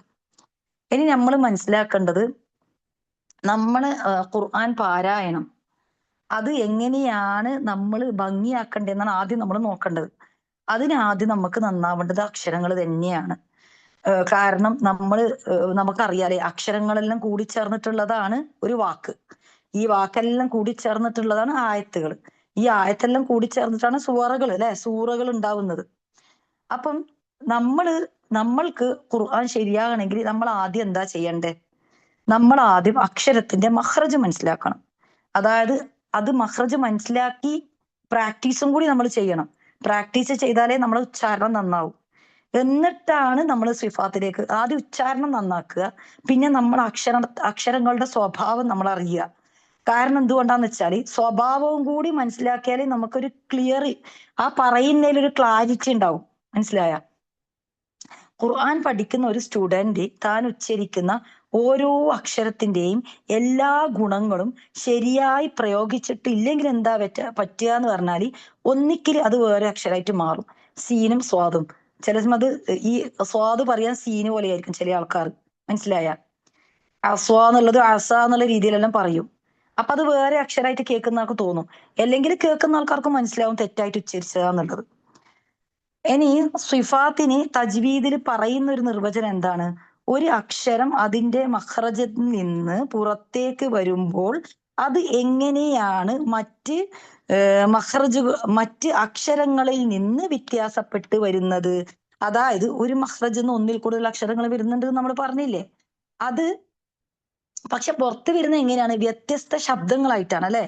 ഇപ്പൊ വോ, മനസ്സിലായി? ഇപ്പൊ വാലിമീൻ എന്നുള്ളത് നമ്മൾ ദാലിമീൻ എന്ന് പറയാൻ പാടില്ല. അപ്പൊ അത് എന്താണ് വ്യത്യാസം വന്നത്? അതിന്റെ സിഫാത്തിലാണ്. അപ്പൊ ഈ വ്യത്യസ്ത ശബ്ദങ്ങൾ വരാനുള്ള കാരണം അതിന്റെ സ്വഭാവത്തിൽ വരുന്ന വ്യത്യാസമാണ്. ഇനി നമ്മൾക്ക് ഈ അക്ഷരങ്ങള് വ്യത്യസ്ത ശബ്ദങ്ങൾ വരാനുള്ള കാരണം എന്താണ്? രണ്ട് കാരണമുണ്ട്.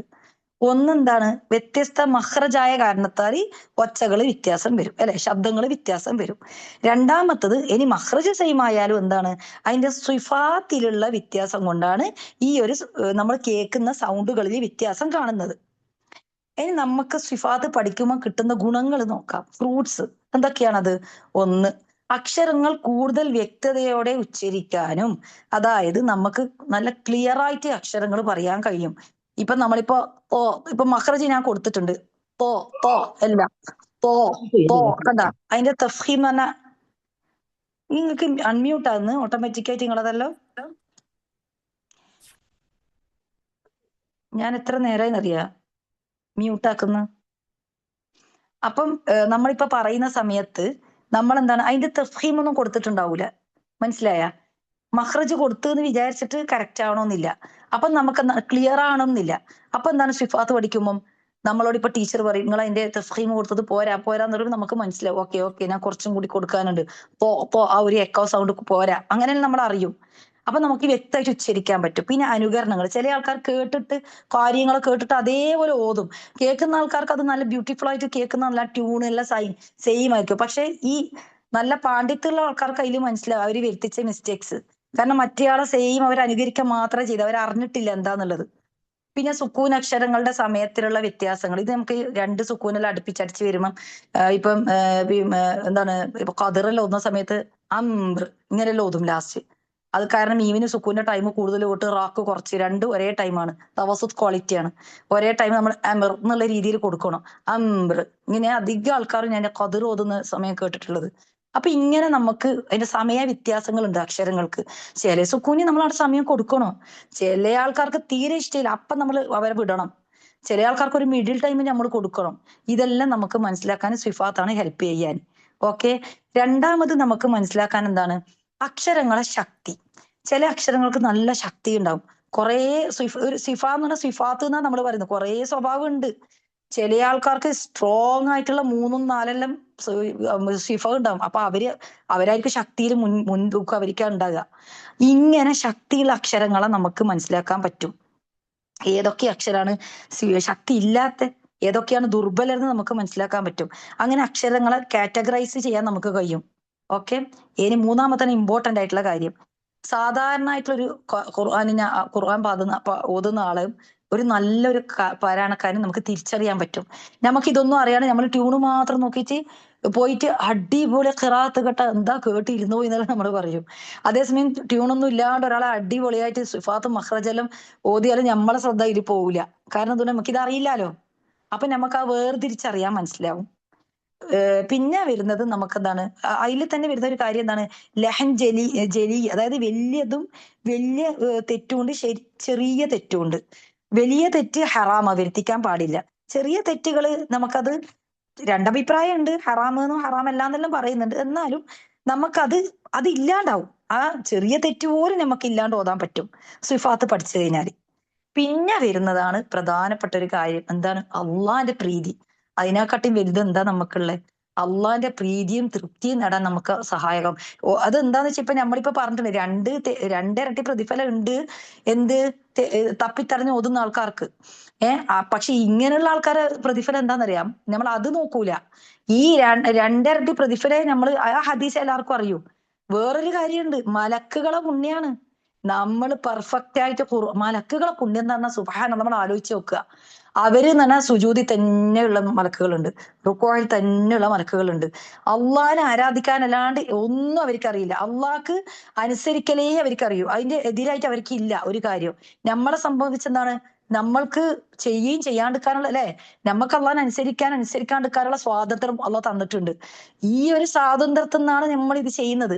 അതുകൊണ്ടാണ് മലക്കുകളെ പുണ്യം നമുക്ക് കിട്ടുന്നത്. അതുകൊണ്ടാണ് പറഞ്ഞത്, ഒരു മനുഷ്യന് അമല് ചെയ്തിട്ട് മലക്കുകളോളം ഹൈ ക്വാളിറ്റിയിലേക്കും, അതേപോലെ തിന്മകൾ ചെയ്തിട്ട് മൃഗത്തെക്കാളും അധപ്പതിക്കാനും ഒരു മനുഷ്യന് സാധിക്കും. അപ്പൊ മലക്കുകളെ പുണ്യം എന്ന് പറയുമ്പോൾ അതിന്റെ അപ്പുറത്തേക്ക് നമുക്കൊന്നും നോക്കണ്ട. മറ്റേതേ നമ്മൾ അറിഞ്ഞിട്ടുള്ളൂ. അപ്പൊ അത് ആ ഹദീസ് കുറെ ആൾ സമാധാനിച്ചിരിക്കുന്നുണ്ട്. തപ്പിത്തറിഞ്ഞ് ഓതിയേക്കും, എന്നിട്ട് ഇങ്ങനെ ഒരു ഗുണവും ഇല്ലാണ്ട് നോമ്പിനെല്ലാം 5ഉം 6ഉം 7ഉം.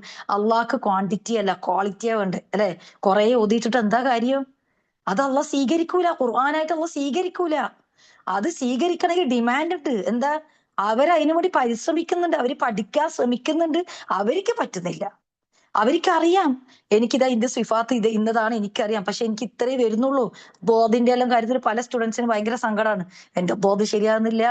ഞാൻ പറഞ്ഞു പേടിക്കണ്ട, അള്ളേ നമ്മൾ അജറ് ചിലപ്പോൾ നമ്മളെക്കാട്ടും അജറ് നിങ്ങൾക്ക് ഉണ്ടാവും. നിങ്ങൾ അതിനു വേണ്ടി സങ്കടപ്പെടുന്നുണ്ട്. ചില ആൾക്കാർക്ക് അള്ള എല്ലാം വേഗം വായിൽ കൊടുക്കും. അങ്ങനെയുള്ളതിനെക്കാട്ടും പ്രതിഫലം ഈ സങ്കടപ്പെടുന്ന ആൾക്കാർക്കുണ്ട്. പ്രതിഫലം അള്ളാന്റെ ബാധ്യതയാണ്. നമ്മൾ അതിനു വേണ്ടി ആഗ്രഹിക്കാൻ, നമ്മൾ വേണ്ടി അല്ലാണ്ട് നമ്മൾ വിചാരിക്കണം കുറെ പഠിച്ച് കുറെ ഇജാസനം വാരിക്കോരി എടുത്തിട്ട് ഒരു സ്വർഗത്തിന് അങ്ങ് മറ്റേ സീറ്റ് ഉറപ്പിച്ചെന്നൊന്നും നമ്മൾ വിചാരിക്കണ്ട. കാരണം പണ്ഡിതന്മാർ ഉപമകൾ അള്ളാഹ് നമുക്ക് പറഞ്ഞിട്ടില്ലേ ഖുർആനിൽ, നായനെക്കാളും താഴ്ത്തിയിട്ട് പറഞ്ഞ പണ്ഡിതന്മാരുണ്ട്. അതാണ് ഞാൻ പറഞ്ഞത്. നമ്മൾ ശ്രദ്ധിക്കേണ്ടത് നമ്മളെ നിയ്യത്തിനെയും പിന്നെ നമ്മൾ ഈ ചെയ്യുന്ന കർമ്മങ്ങൾ അല്ലേ. അള്ളാഹു പറഞ്ഞ നിങ്ങളെ കർമ്മങ്ങളെ ഞാൻ നന്ദിപൂർവ്വം സ്വീകരിക്കുന്നതാണ്. ഏത് ബോസ് ഉണ്ട് ഇങ്ങനെ പറയുന്നേ അല്ലെ? നമ്മളെ കർമ്മങ്ങൾ നന്ദിപൂർവ്വം സ്വീകരിക്കുന്നു. ഇപ്പൊ എനിക്കിപ്പോ ഒരാൾ വന്ന് എന്തെങ്കിലും പണിയെടുത്തന്നാ ഞാൻ പറയോ ശമ്പളം കൊടുക്കുമ്പോ ഞാൻ നന്ദിപൂർവ്വം സ്വീകരിച്ചു കേട്ടാന്നില്ലാലോ. ഇത് നമുക്ക് പ്രതിഫലവും ഉണ്ട്, എന്നിട്ട് നമ്മൾ വിചാരിക്കാത്ത പ്രതിഫലവും നമുക്കുണ്ട്. എന്നിട്ട് പറയുന്ന മാന്യമായ വാക്കുകൾ സുബ്ഹാനല്ലാഹ്. അപ്പൊ നമുക്ക് എന്തായാലും ഇനി സിഫാത്തിലേക്ക് കയറാം. ഓക്കെ, സിഫാത്തിനെ പ്രധാനമായിട്ട് ഈ സിഫാത്ത് എന്ന് പറയുമ്പോൾ നിങ്ങളില്ലേ, ചില ആൾക്കാർക്ക് ഈ പേരുകളൊന്നും പഠിക്കാൻ പറ്റിയെന്ന് വരൂല. പക്ഷെ അത് പ്രശ്നമില്ല. ഈ പേരുകളെല്ലാം പഠിക്കേണ്ട ആരാന്ന് പറഞ്ഞാൽ നാളെ പിറ്റേന്ന് എനിക്ക് വേറെ ആർക്കെങ്കിലും പഠിപ്പിക്കണം എന്ന് ആഗ്രഹിക്കുന്ന ആൾക്കാരാണ്. രണ്ട് വിഭാഗം ഉണ്ട് ആൾക്കാർ. ഒന്ന് സ്വന്തം പഠിക്കണം എന്ന് ആഗ്രഹിച്ചിട്ട് അവരങ്ങനെ ആ രീതിയിൽ പഠിച്ചു പോകുന്ന ആൾക്കാരും ഉണ്ടാവും. സമൂഹത്തിൽ എനിക്ക് പഠിപ്പിക്കണം എന്ന് ആഗ്രഹിക്കുന്ന ആൾക്കാരും ഉണ്ടാവും. ഓക്കെ, അങ്ങനെയുള്ള ആൾക്കാർക്കാണ് ഈ പേരുകൾ കാര്യങ്ങളെല്ലാം പഠിക്കൽ നിർബന്ധം. എല്ലാത്ത ആൾക്കാർ അവർക്ക് അത് മനസ്സിലായാൽ മതി. അപ്പൊ സിഫാത്ത് എന്ന് പറഞ്ഞാൽ ഈ സ്വഭാവത്തിനെ തന്നെ രണ്ടായിട്ട് നമ്മൾ വേർതിരിക്കുന്നുണ്ട്. ഒന്ന് പെർമനന്റ് സിഫയും ഒന്ന് ടെമ്പററി സിഫയും. ഈ പെർമനന്റ് സിഫനെയാണ് നമ്മൾ പറയാ അസിഫത്തുൽ അസ്ലിയ എന്ന് പറയും. മറ്റേത് സിഫത്തുൽ അർദിയ എന്ന് പറയും. ഓക്കെ, അപ്പം ഈ സിഫത്തുൽ അസ്ലിയ എന്ന് പറയുന്നത് ഒരു അക്ഷരത്തിന്റെ അപ്പുറം എപ്പോഴും ഉണ്ടാവും. അതായത് എന്തെങ്കിലും ഒരു കാരണം വന്നാലൊന്നും അത് പോവില്ല. ആരടുത്ത് വന്നാലും അത് അതിന്റെ ഒന്നിച്ച് തന്നെ ഉണ്ടാവും. എക്സാമ്പിൾ പറയുവാണെങ്കിൽ നമ്മളിപ്പൊ പഠിക്കാൻ പോകുന്ന ഒരു സിഫിയാണ് ഹംസ്. അതായത് ഈ ഹംസ് എന്ന് പറഞ്ഞാൽ കാറ്റ് ഫ്ലോ, എയർ ഫ്ലോ എന്ന് പറയും. നമുക്കിപ്പോ നമ്മൾ ആ അക്ഷരം പറയുമ്പോൾ നല്ലോണം നമ്മൾ വായന്റെ മുമ്പിൽ കൈവച്ചാൽ കാണാം ആ സുക്കൂന് വെച്ചിട്ടാണ് നമ്മൾ പറഞ്ഞു നോക്കണ്ടേ. അന്നേരം എന്താണ് അതിന് നല്ലോണം കാറ്റ് പോകുന്നുണ്ട്. അതിന്റെ ഒന്നിച്ച് ആര് വന്നാലും ഇത് അവിടെ തന്നെ ഉണ്ടാവും. ഫതഹ വന്നാലും കെസ്ര വന്നാലും ദൊമ്മ വന്നാലും ശബ്ദ വന്നാലും ഇഖ്ഫ ചെയ്യുമ്പോഴും ഇദ്ഗാം എന്തോ ചെയ്തോ നിങ്ങൾ ഈ ഒരു സിഫക്ക് ഒരു മാറ്റവും സംഭവിക്കൂല. ഓക്കെ, ഇങ്ങനെ ഏത് അവസ്ഥയിലും ഈ ഒരു ക്വാളിറ്റി, ഈ ഒരു ഗുണം ആ അക്ഷരത്തിന്റെ കൂടെ ഉണ്ടെങ്കിൽ ഇത് സിഫത്തുൽ അസ്ലിയ ആണ്. അത് പെർമനന്റ് സിഫയാണ്. ഓക്കെ, ഇനി രണ്ടാമത്തെ എന്ന് പറഞ്ഞാൽ അതെന്തെങ്കിലും കാരണം വന്നാൽ മാറും, ഉറപ്പിക്കാൻ പറ്റൂല. നമ്മളൊന്നിച്ച് എപ്പോഴും ഉണ്ടാവൂല. ചില ആൾക്കാരില്ലേ, നമ്മളെ നല്ല സമയത്ത് നമ്മളൊന്നിച്ച് നിൽക്കും, അല്ലാത്ത സമയം നിൽക്കാത്ത പോലെ. അതേപോലെ തന്നെയാണ് നമ്മളൊന്നിച്ച് എപ്പോഴും ഉണ്ടാവില്ല, ടെമ്പററി ആണ്. എക്സാമ്പിൾ പറയുകയാണെങ്കിൽ മദ്ദക്ഷരം നമുക്ക് ഈസിക്ക് മനസ്സിലാക്കാം. നമ്മളിപ്പോ കോല, അതാണ് അതിന്റെ ഒറിജിനൽ ടൈം, ശരിയായ സ്വഭാവം കോല എന്ന് പറയുന്നതാണ്. പക്ഷെ ഇതില്ലേ, എന്തെങ്കിലും കാരണം വന്നു കഴിഞ്ഞാൽ ഇപ്പം ജ ഞാൻ ഇപ്പൊ നീട്ടിയില്ലേ, കോല പറഞ്ഞ പോലെ എല്ലാരും ഇപ്പം പറഞ്ഞേ. എന്തുകൊണ്ടാ? ഹംസ വന്നേരം അതിന്റെ സ്വഭാവം മാറി. ഇനി ഈ ഹംസനെ വേറെ പദത്തിൽ വന്നു കഴിഞ്ഞാലോ അപ്പം വേറെയും സ്വഭാവമാവും, അതിന്റെ കൗണ്ട് കുറയും. മനസ്സിലായ?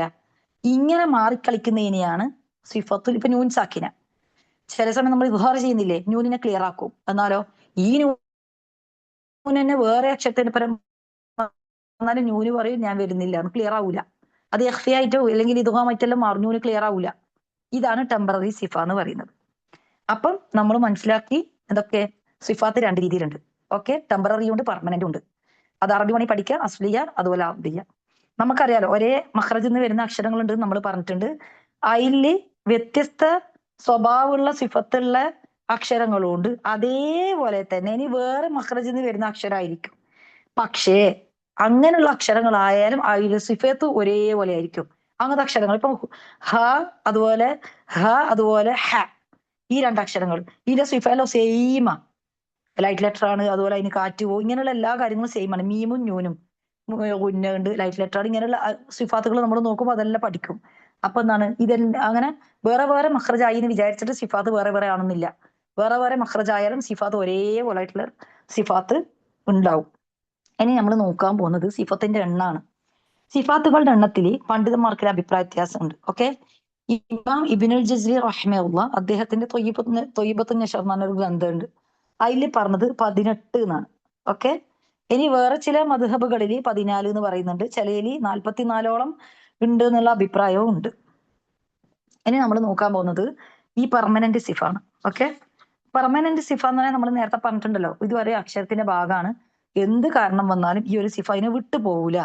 ഓക്കെ, ഇനി ഇതില് ഈ പെർമനന്റ് സിഫയിൽ തന്നെ ഇതില് രണ്ട് രീതിയിൽ സിഫ ഉണ്ട്. അതായത് ഈല് വരുന്ന ചില അക്ഷരങ്ങൾക്ക് ഈല് വരുന്ന അക്ഷരങ്ങളിൽ വിപരീത ഗുണമുള്ള സിഫയും ഉണ്ട്, വിപരീത ഗുണം ഇല്ലാത്ത സിഫയും ഉണ്ട്. അതായത് അങ്ങനെ വിപരീത ഗുണം ഉള്ള സിഫ എന്ന് പറഞ്ഞാൽ ഇപ്പം ഉണ്ട് ഇല്ല. മറ്റേതോ മറ്റേത് ഇല്ല എന്നുള്ള കാറ്റഗറി ഇല്ല, അത് ഉണ്ട്, അങ്ങനെയാണ്. അതായത് ഓപ്പോസിറ്റ് ഗുണം ഉള്ള സിഫയും ഉണ്ട്, എന്നാലോ വിത്തൗട്ട് ഓപ്പോസിറ്റ് ആയിട്ടുള്ള സിഫയും ഉണ്ട്. നമ്മൾ ആദ്യം നോക്കാൻ പോകുന്നത് പെർമനന്റ് സിഫാത്ത് വിത്ത് ഓപ്പോസിറ്റ് ആണ് കേട്ടോ. അതായത് ഇതാണ് ഓപ്പോസിറ്റ് ആയിട്ട് വരുന്ന സിഫകൾ. ഇപ്പൊ നമ്മൾ പറഞ്ഞിട്ടുണ്ട് ആദ്യം ഇതിപ്പോ നമുക്ക് ഇത് നോക്കിയിട്ട് പോവാം. വിപരീത ഗുണം ഉള്ള സിഫ എന്നാണ്. ഇപ്പൊ ഹംസ്, ചില അക്ഷരങ്ങൾക്ക് കാറ്റ് പോകുന്നു ഞാൻ പറഞ്ഞല്ലോ, എന്നാലോ കാറ്റ് പോവാത്ത അക്ഷരങ്ങളുണ്ട്. ജഹർ, ചില അക്ഷരങ്ങൾക്ക് ഇപ്പം ഇത് ശബ്ദവുമായിട്ട് ബന്ധപ്പെട്ട് വരും. ഖുവ തവസ്സത്ത് എന്ന് പറയുന്നത് ഒരു കാറ്റഗറിയും, അതായത് ഷിദ്ദയും ഇതാണ് റഹാവിയാണ് കേട്ടോ. ഈ തവസ്സത്ത് നടുക്ക് വരുന്നതാണ്. അവിടെയാണ് മൂന്നെണ്ണം ഉള്ളത്. ഓക്കെ, ഷിദ്ദയും തവസ്സത്തും അങ്ങനെ നമ്മൾ മനസ്സിലാക്കിയാൽ മതി. പിന്നെ വരുന്ന ഇസ്തിഅല, ഇസ്തിഫാൽ. ഹെവി ലെറ്റർ, ലൈറ്റ് ലെറ്റേഴ്സ് എല്ലാം നമ്മൾ പറയുന്നില്ല, അതാണ് ഇസ്തിഅല. അതിന്റെ ഓപ്പോസിറ്റ് ആണ് ഇസ്തിഫാൽ. ഇത്ബാഖിന്റെ ഓപ്പോസിറ്റ് ആണ് ഇൻഫിതാഹ്. ഇസ്മാത്തിന്റെ ഓപ്പോസിറ്റ് ആണ് ഇർലാഖ്. അത് നമ്മൾ ഡീറ്റെയിൽ ആയിട്ട് പഠിക്കും. ഇന്ന് നമ്മൾ ഹംസും ജഹറും മാത്രമേ നോക്കുന്നുള്ളൂ. ഓക്കെ, ഇപ്പൊ നമ്മൾ പറഞ്ഞില്ലേ, അപ്പൊ ഇതിൽ പറയുമ്പോൾ ഞാൻ പറഞ്ഞത് വിപരീത ഗുണം ഇല്ലാത്ത സിഫ എന്ന് പറഞ്ഞിട്ടില്ലേ, അതെന്താന്ന് പറഞ്ഞാല് ചില അക്ഷരങ്ങൾക്ക് പ്രത്യേക, അതായത് ഈ കാറ്റഗറിയിൽ വരുന്നതാ ഞാൻ പറയുന്നത് കേട്ടാ. ചില അക്ഷരങ്ങൾക്ക് പ്രത്യേക ക്വാളിറ്റി ഉണ്ടാവും, സ്പെഷ്യൽ സിഫ ഉണ്ടാവും. ഈ സ്പെഷ്യൽ സിഫ എന്ന് പറഞ്ഞാൽ ഇപ്പൊ എക്സാമ്പിൾ പറയുവാണെങ്കിൽ ഇൻഹിറാഫ്, ലാമിന് ഇൻഹിറാഫ് ഉണ്ട്. ഓക്കെ, എന്നാലോ വേറെ ഏതെങ്കിലും അക്ഷരത്തിന് ഇൻഹിറാഫ് ഇല്ല എന്ന് നമ്മൾ പറയൂല. മനസ്സിലായി? അതാ ഓപ്പോസിറ്റ് സിഫ ഇല്ല എന്ന് പറയാനുള്ള കാരണം. ഇപ്പൊ ഹംസ് നമ്മൾ പറഞ്ഞില്ലേ, എയർ പോവും, അഫ് എന്നിട്ട് എയർ ഫ്ലോ ഉണ്ട്. പക്ഷെ ജഹറിൽ വരുന്നത് എയർ ഫ്ലോ ഇല്ല. എന്നാലോ ഈ സ്പെഷ്യൽ സിഫ നമ്മൾ പഠിക്കും. ഈ വിപരീത ഗുണം ഇല്ലാത്ത സിഫയിൽ വരുന്നത് ആ സിഫ മറ്റേ അക്ഷരങ്ങൾക്ക് ഇല്ലാന്ന് നമുക്ക് പറയാൻ പറ്റൂല. ഇപ്പൊ ഗുന്ന, മീമിനും നൂനിനും ഗുന്ന ഉണ്ട്, അത് സ്പെഷ്യൽ സിഫയാണ് അതിന്റെ. എന്ന് ചോദിച്ച് ബാക്ക് ഗുന്നയില നമ്മൾ പറയുക ഇല്ല, അല്ലെ? അത് എന്താ സംഭവിക്കുന്ന വെച്ചാൽ ഈ സ്പെഷ്യൽ സിഫ ഉണ്ടാകുന്നതിന്റെ കാരണം എന്താണെന്നറിയാ, ഈ വിപരീത ഗുണം ഉള്ള സിഫകൾ കാരണത്താലാണ് ഈ സ്പെഷ്യൽ സിഫ ഉണ്ടാകുന്നത്. മനസ്സിലായ? അതുകൊണ്ടാണ് ഈ സ്പെഷ്യൽ സിഫ ഉണ്ടാകുന്നത്. ഇപ്പൊ നമ്മുടെ സൊഫീർ പറയുകയാണെങ്കിൽ സീനിനും സ്വാദിനും സാക്കും സഫീർ ഉണ്ട്. അതില് സീനിനും സ്വാദിനും സഫീർ വരാനുള്ള കാരണം ഈ ഹംസാണ് അതിന്റെ. മനസ്സിലായ? അപ്പം ഈ ഈ ഓപ്പോസിറ്റ് ഗുണം ആണ് ഈ സ്പെഷ്യൽ സിഫക്ക് കാരണം എന്നാണ് ഞാൻ പറയാൻ ഉദ്ദേശിച്ചത്. അപ്പൊ നമുക്ക് ആദ്യം ഹംസും ജഹറും മനസ്സിലാക്കാം. കാറ്റിന്റെ അടിസ്ഥാനത്തിൽ എന്ന് പറഞ്ഞു കഴിഞ്ഞാല് ഇതിൽ വരുന്ന അക്ഷരങ്ങളില്ലേ, ഇത് നമ്മൾ പറയുമ്പം എയർ നന്നായിട്ട് പോവും. ഓക്കെ, ഹംസാണ് ഫസ്റ്റ് പറയുന്നത്. അതിന്റെ മീനിങ് ആണ് മന്ത്രിക്കൽ, പതിഞ്ഞ ശബ്ദം, അല്ലെ? നമ്മളിപ്പോ ഫ എന്നെല്ലാം പറയുമ്പം ഹ എന്നെല്ലാം പറയുമ്പോൾ നമ്മൾ കേൾക്കുന്നുണ്ടാവില്ല, ഇങ്ങനെ ഇത്രേ കേൾക്കൂ. അഫ്, അഹ്, അല്ലെങ്കിൽ അഹ്, ഇത്രേ നമുക്ക് കേൾക്കാൻ പറ്റും. അപ്പം ഭാഷാപരമായിട്ട് വരുന്നത് മന്ത്രിക്കൽ എന്നാണ്. അതിന്റെ നേരെ ഓപ്പോസിറ്റ് ജഹർ. ജഹർ എന്ന് പറഞ്ഞാൽ എന്താണ്? നേരെ ഓപ്പോസിറ്റ് ആയിരിക്കും. നമുക്ക് ക്ലിയർ ആയിട്ട് കേൾക്കും, വ്യക്തമായിട്ട് കേൾക്കും. ഓക്കെ, ഇത് പെർമനന്റ് സിഫ എന്ന് നമ്മൾ പറഞ്ഞിട്ടുണ്ട്, അല്ലെ? വിപരീത ഗുണം ഉള്ള സിഫന്റെ കാറ്റഗറിയിൽ പെട്ടതാണ് ഈ ഒരു സിഫ. ഓക്കെ, ഇതൊരിക്കലും ഇതിനെ വിട്ടു പോകൂല. ഇനി നമുക്ക് ഹംസിന്റെ നോക്കാം. ഹംസിന്റെ അക്ഷരങ്ങൾ ആദ്യം നമുക്ക് പരിചയപ്പെടാം. ഫഹസ്സഹു ശഖ്സുൻ സകത്ത് എന്ന് പഠിച്ചു വെക്കുക. ഇതാണ് ഇതിന്റെ അക്ഷരങ്ങൾ. ഫ, ഹ, സ, ഹ, പിന്നെ സീൻ, ഷീൻ, ഹോ, സ്വാദ്, സീൻ, കാഫ്, ത. ഇങ്ങനെ പഠിച്ചു വെക്കട്ടാ. ചില ആൾക്കാർ ഫഹസ്സഹു ശഖ്സുൻ സകത്ത് എന്ന് പറയും. ഞാനും പണ്ട് അങ്ങനെ പറഞ്ഞു പോയി. അപ്പം അന്നേരം ഹാക്ക് ഒരു നീട്ടുന്ന ചെറിയൊരു വാവ്സഹീറ പോലെ എന്തെങ്കിലും വരും, അല്ലെങ്കിൽ മദ്ദോ അങ്ങനെ എന്തെങ്കിലും വരും. ആ രീതിയിൽ പറയണ്ട കേട്ടാ. കാരണം ഇത് ജസരിയ പഠിക്കുമ്പോൾ ബുദ്ധിമുട്ടാവും അങ്ങനെ പ്രാക്ടീസ് ചെയ്താൽ. നമ്മൾ ഇങ്ങനെ തന്നെ പ്രാക്ടീസ് ചെയ്യാം. ഫഹസ്സഹു ശഖ്സുൻ സകത്ത്. ഇതിൽ വരുന്നത് 10 അക്ഷരങ്ങളാണ്. ഓക്കെ, ഈ ഒരു അക്ഷരങ്ങൾ പറയുന്ന സമയം എയർ പോകുന്നു നമ്മൾ പറഞ്ഞല്ലോ. ഇത് എന്തുകൊണ്ടാ എയർ പോകുന്നത്? ഇത് നമ്മൾ നമ്മളെ വായന്റെ മുമ്പിൽ വെക്കുമ്പോൾ നമുക്ക് എയർ ഫീൽ ചെയ്യും. അതിന്റെ കാരണം എന്ന് പറഞ്ഞാല് നിങ്ങൾക്കിപ്പം വോക്കൽ കോഡ്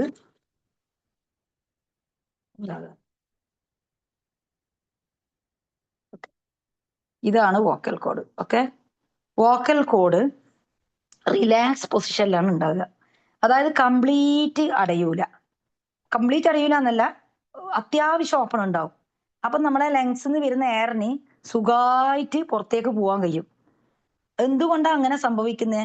ഈ വോക്കൽ കോഡ് എന്തുകൊണ്ട് ഇങ്ങനെ റിലാക്സ് പൊസിഷനുള്ള കാരണം നമ്മള് മഹ്റജിന് ശക്തി കൊടുക്കൂല. മഹ്റജിന് ശക്തി കൊടുക്കുമ്പോൾ അത് എഫക്റ്റ് ആവും നമ്മളെ വോക്കൽ കോഡിന്. മഹ്റജിന് ശക്തി കൊടുക്കാത്തതുകൊണ്ടാണ് ഇത് റിലാക്സ് പൊസിഷനിൽ നിൽക്കുന്നത്. ഓക്കെ, അപ്പൊ നമ്മള് ഇതിന്റെ മഹ്റജ് വീക്കായ കാരണത്താൽ ഈ വോക്കൽ കോഡ് ഓപ്പൺ ആയിട്ടല്ല ഉള്ളത്. അപ്പൊ അതിലൂടെ വരുന്ന എയർ എന്താണ്, ഒരു തടസ്സവും ഇല്ലാണ്ട് സുഖമായിട്ട് പുറത്തേക്ക് പോകുന്നോണ്ടാണ് നമുക്ക് കൈകളിൽ എയർ ഇതിലൂടെ പോകുമ്പോൾ എന്താവും, ഇവിടെ ഫീൽ ചെയ്യാനുള്ള ഒരു കാരണം. ഈ ഹംസിൽ വരുന്ന അക്ഷരങ്ങളാ നമുക്ക് എങ്ങനെ മനസ്സിലാക്കാന്ന് പറഞ്ഞാല്, നമ്മൾ പറയുന്ന സമയം നമ്മളെ വായന്റെ മുമ്പിൽ കൈവച്ച് കഴിഞ്ഞാൽ നമുക്ക് എയർ കിട്ടുന്നുണ്ട് അല്ലെ. അഹ് അല്ലെങ്കിൽ അഹ് അഫ് എന്നെ പറയുമ്പോൾ കിട്ടുന്നുണ്ട്. പക്ഷേ നമ്മൾ ശ്രദ്ധിക്കണം, നമുക്ക് എല്ലാ അക്ഷരം പറയുമ്പോൾ നമുക്കിപ്പോ അത്ര കുറെ ഇപ്പൊ ഫ അഫ് എന്ന് പറയുന്ന ശക്തിയിൽ നമ്മൾ അഹ് പറയുമ്പോൾ നമുക്ക് എയർ ഫീൽ ചെയ്യുന്നില്ല. അപ്പൊ നമ്മൾ വെറും അത് നോക്കിയിട്ട് കാര്യമില്ല. നമ്മളെ കൈ തൊണ്ടക്കും കൂടി വെച്ച് നോക്കുക, നമ്മളെ വോക്കൽ കോഡ് നിൽക്കുന്ന സ്ഥലത്ത് വെച്ച് നോക്കുക കൈ. അതായത് ആഡംസ് ആപ്പിൾ എന്ന് പറയുന്ന ഒരു സ്ഥലമില്ലേ, അവിടെ കൈവെക്കുക. അപ്പൊ അവിടെ നമുക്കൊരു വൈബ്രേഷൻ വരുന്നുണ്ടോ നോക്കാൻ. വൈബ്രേഷൻ കിട്ടൂല. നിങ്ങൾ ഹോ പറഞ്ഞു നോക്ക്, ആ പറയുമ്പോൾ തൊണ്ടക്ക് കൈവെക്ക്, നിങ്ങൾക്ക് വൈബ്രേഷൻ കിട്ടൂല. അതാണ് നമ്മൾ നോക്കേണ്ടത്. എയർ മാത്രമല്ല, തൊണ്ടയിലും നമ്മൾ കൈവച്ച് നോക്കുക. ഓക്കെ, കൈക്ക് എന്തായാലും നമുക്ക് എയർ ഫീൽ ചെയ്യും, പക്ഷെ ഈ പറഞ്ഞ പോലെ വ്യത്യാസം ഉണ്ടാവും. ഭയങ്കര ശക്തിയിൽ എല്ലാ അക്ഷരത്തിനും കിട്ടണമെന്നില്ല. മനസ്സിലായ? ഇപ്പൊ ജഹ്റിന്റെ അക്ഷരങ്ങൾ ഇപ്പൊ നമ്മൾ പറയുവാണെങ്കിൽ ഇതിന്റെ നേരെ ഓപ്പോസിറ്റാ ജഹ്റിന്റെ അക്ഷരങ്ങൾ. ജഹ്റിന്റെ അക്ഷരങ്ങൾ നമ്മൾ പറയുവാണെങ്കിൽ ജഹ്റിന് എന്താ സംഭവിക്കുക എന്ന് പറഞ്ഞാൽ ഈ വോക്കൽ കോഡ് ഉണ്ടല്ലോ, ഈ വോക്കൽ കോഡ് അടുത്ത് വരും. അതായത് കംപ്ലീറ്റ് അടയൂല, പക്ഷെ ചെറിയ ഗ്യാപ്പേ ഉണ്ടാവും. ജഹ്റിൻ്റെത്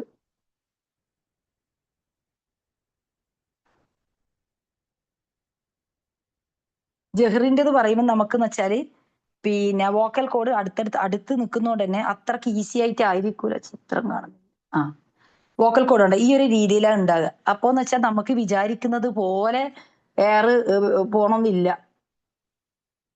ഓക്കെ, അപ്പൊ എന്താ സംഭവിക്കാന്ന് വെച്ചാൽ അത്ര സുഖമായിട്ട് എയർ പോകാണ്ടിരിക്കും. നമുക്ക് എന്ത് ചെയ്യാം, നമ്മളിപ്പോ വായന്റെ മുമ്പിൽ കൈവക്കും, നമ്മൾ ഔ എന്നെല്ലാം പറഞ്ഞു നോക്ക്, ജഹ്റിന്റെ അക്ഷരാണ് അല്ലെ, ഔ ഔ വാവ്. അന്നേരം നമുക്ക് എയർ ഫീൽ ചെയ്യുന്നില്ലേ കയ്യില്? പക്ഷേ നമുക്ക് തൊണ്ടയിൽ വൈബ്രേഷൻ കിട്ടും ജഹ്റിന്റെ പറയുമ്പം. ഇപ്പൊ ജഹ്റിന്റെ അക്ഷരങ്ങൾ പറയുമ്പോൾ തീരെ, കാരണം എന്താണ്, നമ്മൾ സംസാരിക്കുമ്പോൾ ഓൾറെഡി എയർ പോവും. പക്ഷെ എയറിന്റെ ആ ഒരു ഫ്ലോ ആ നമ്മൾ നോക്കണ്ടുള്ളൂ. പിന്നെ ജഹ്റിന്റെ അക്ഷരങ്ങൾ പറയുമ്പോൾ നമുക്ക് തൊണ്ടയിൽ വൈബ്രേഷൻ കിട്ടും. അപ്പം അങ്ങനെയാണ് നമ്മൾ ആ വ്യത്യാസം മനസ്സിലാക്കേണ്ടത്. ഓക്കെ, ഇനി ഈ ഹംസിന്റെ അക്ഷരങ്ങളെ നമ്മൾ മൊത്തമായിട്ട് പറയാനും മഹ്മൂസ എന്നാണ്.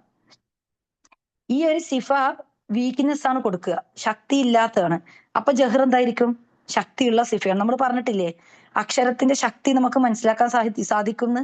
അപ്പൊ ഈ ഫായാലും ഹായാലും സായും ഇതൊക്കെ എന്താണ് ഈ കാറ്റിന്റെ അടിസ്ഥാനത്തിൽ ശക്തി കുറഞ്ഞ അക്ഷരങ്ങളാണ്. ഓക്കെ, ഇനി നമ്മൾ ഈ അക്ഷരങ്ങൾ പറഞ്ഞുതരും. ഇതിൽ താനെയും കാഫിനെയും നമ്മൾ പറഞ്ഞിട്ടുണ്ട്. ഓക്കെ, ഈ തായും കാഫും ഒരു പ്രത്യേക അക്ഷരമാണ്. ഇപ്പൊ നമ്മളിപ്പോ നേരത്തെ പറഞ്ഞ ഫ ഷ ഹ ഇങ്ങനെയല്ല ഈ അക്ഷരങ്ങൾ പറയുമ്പോൾ നമുക്കുള്ളത് അല്ലെ.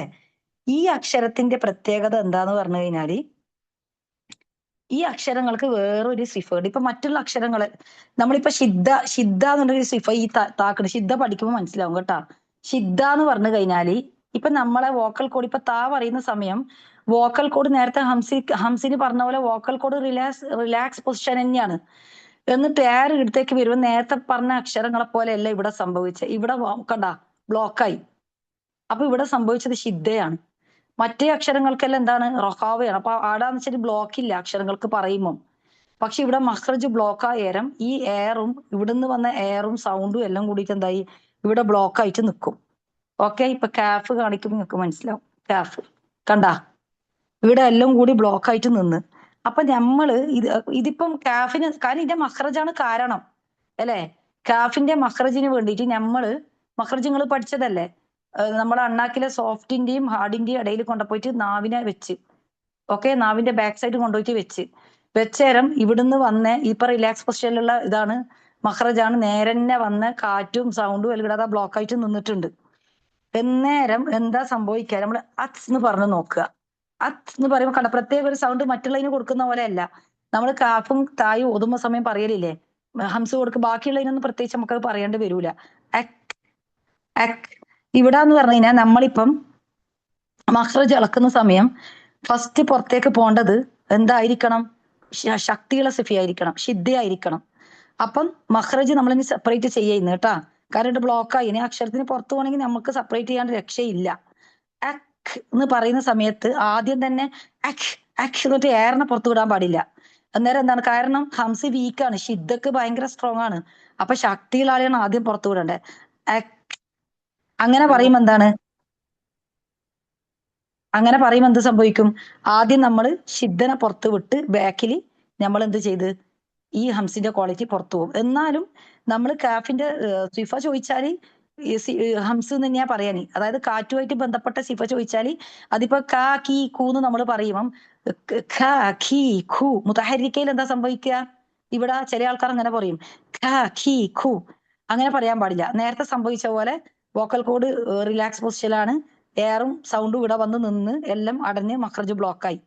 ഇനി നമ്മൾ ഹറക്കക്ക് വേണ്ടിയിട്ടാണ് ഇനി മഖ്റജ് ഓപ്പൺ ചെയ്യുന്നത്. ക. ഓക്കെ, ക പറയുന്നുണ്ടെങ്കിൽ അവിടെ നമ്മൾ ക എന്ന് പറയുന്ന സമയം നമ്മൾ കൊടുക്കേണ്ടത് ഇവിടെ ഇപ്പം ഈ നമുക്കറിയാം മദ്ദക്ഷരത്തിന്റെ മഖ്റജ് എന്താണ്? ജൗഫാണ്. അപ്പം മദ്ദക്ഷരത്തിന്റെ ഷോർട്ടൺ ഫോം ആണ് ഈ അലിഫ്. അപ്പം നമ്മൾ ജൗഫ് ഉപയോഗിക്കും. ഓക്കെ, ഇവിടെ എന്താ സംഭവിക്കാൻ നേരം ഈ കാഫിന്റെ അക് അക്ക് പ്ലസ് ക. ഓക്കെ, കാഫിന്റെ സുക്കൂനിന് പകുതി സമയം, പിന്നെ ഈ കാഫിന്റെ ഹർക്കും പകുതി സമയമായിട്ട് നമ്മൾ ഡിവൈഡ് ആക്കും. ഓക്കെ, അപ്പൊ നമ്മൾ ഡിവൈഡ് ആക്കുന്ന സമയം എന്ത് സംഭവിക്കും എന്ന് പറഞ്ഞാൽ ഈ രണ്ട് മഹ്റജുകളും ഈ സമയത്തിന് ഭാഗിച്ചെടുക്കുമ്പോൾ എന്താ സംഭവിക്കുക? നേരത്തെ നമ്മൾ ഇവിടെ നിന്നേരം സുക്കൂനായ അക് എന്നുള്ള കാഫിന്റെ സുക്കൂൻ ഇപ്പൊ ഫതഹയായിട്ട് മാറി അല്ലെ. ഫതഹയായിട്ട് മാറിയേരം ആ എന്നുള്ളതിന് നമ്മൾ എന്താ ഉപയോഗിക്കുക? നമ്മള് ജൗഫ് ഉപയോഗിക്കും അല്ലെ. അപ്പം അതെന്തായി? അതിന്റെ സൗണ്ട് ജഹിറായി. അതായത് ഹംസിന്റെ നേരെ ഓപ്പോസിറ്റ് അല്ലേ ജഹിർ. അപ്പൊ അത് ജഹിറായിട്ട് മാറും. ജഹിർ എന്താണ്? ഹംസിനെക്കാട്ടിയും സ്ട്രോങ് സിഫയാണ്. അപ്പൊ അതുകൊണ്ട് തന്നെ നമ്മൾ എന്താക്കണം? ജഹിറിന്റെ ക്വാളിറ്റി ഫസ്റ്റ് കാണിക്കുക. അപ്പം അതുകൊണ്ടാണ് ഖ എന്ന് കാണിക്കാൻ പാടില്ല എന്ന് പറയാനുള്ള കാരണം. കാരണം എന്തുകൊണ്ട്? ഇവിടെ ഫതഹന്റെ ജഹിറിന്റെ ആ സ്വഭാവത്തിനെ നമ്മൾ ഫസ്റ്റ് കാണിച്ചു കൊടുക്കണം. അപ്പം നമ്മള് ആ പോന്ന കാറ്റേ ഉള്ളൂ എന്ന് വിചാരിച്ചിട്ട് ഹംസിന് നമ്മള് കാഫിനെ ഹംസല്ല എന്ന് നമ്മൾ പറയുവോ? ഇല്ല. കാഫിനെ ഹംസല്ല എന്ന് നമ്മൾ പറയൂല. കാഫ് ഹംസ തന്നെയാണ്. പക്ഷെ ഇവിടെ എന്താ സംഭവിച്ചേ? ഈ ഹറക്കക്ക് വേണ്ടിയിട്ട് നമ്മൾ ഹറക്കന്റെ മഹ്റജിനെ ഉപയോഗിച്ച്. അപ്പൊ സ്വാഭാവികമായിട്ടും ജഹിർ നമ്മൾ അവിടെ വന്ന് പകുതി പകുതി ടൈം രണ്ടാളും എടുക്കും. ജഹിർ ശക്തിയുള്ള സിഫയാണ്, ഹംസ് ശക്തി കുറഞ്ഞ സിഫയാണ്. അപ്പൊ ശക്തിയുള്ള സിഫനെ ആദ്യം നമ്മൾ പറഞ്ഞു. അപ്പൊ ക എന്ന് പറയുമ്പോൾ സ്വാഭാവികമായിട്ടും ആ പോന്ന ഒരു കാറ്റ് അത്രേ വേണ്ടു. മനസ്സിലായ?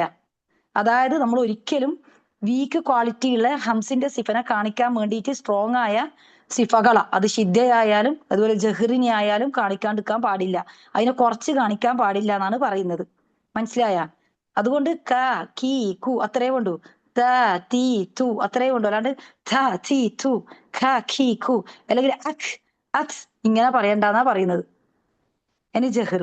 ജഹിർ എന്താണ്? നമ്മൾ നേരത്തെ പറഞ്ഞ് വ്യക്താക്കുക. അതായത് നമ്മൾ ഇനി ജഹിറിന്റെ അക്ഷരങ്ങൾ വേറെ പഠിക്കാനില്ല. നമ്മൾ ഫഹസഹു ഷഖ്സുൻ സക്കത്ത് പഠിച്ചു കഴിഞ്ഞിട്ടുണ്ട്. അത് കഴിഞ്ഞിട്ടുള്ള ബാക്കി എല്ലാ സൗണ്ടും ബാക്കി എല്ലാ അക്ഷരങ്ങളും ജഹിറിൽ വരുന്നതാണ്. അപ്പൊ ജഹിറിലെ അക്ഷരങ്ങൾ പറയുന്ന സമയം എന്താണ് സംഭവിക്കുന്നത്? അതിന്റെ മഹ്റജില് നമ്മൾ ശക്തി കൊടുക്കും. അപ്പൊ എന്താണ്? വോക്കൽ കോഡ് അടുത്ത് വന്നിരിക്കും. അപ്പോൾ എന്ത് സംഭവിക്കും? വോക്കൽ കോഡ് ഇപ്പൊ ജാ പറയുന്നതാണ്.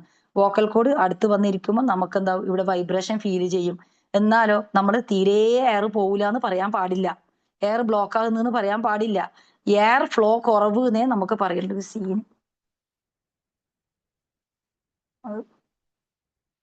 Okay okay.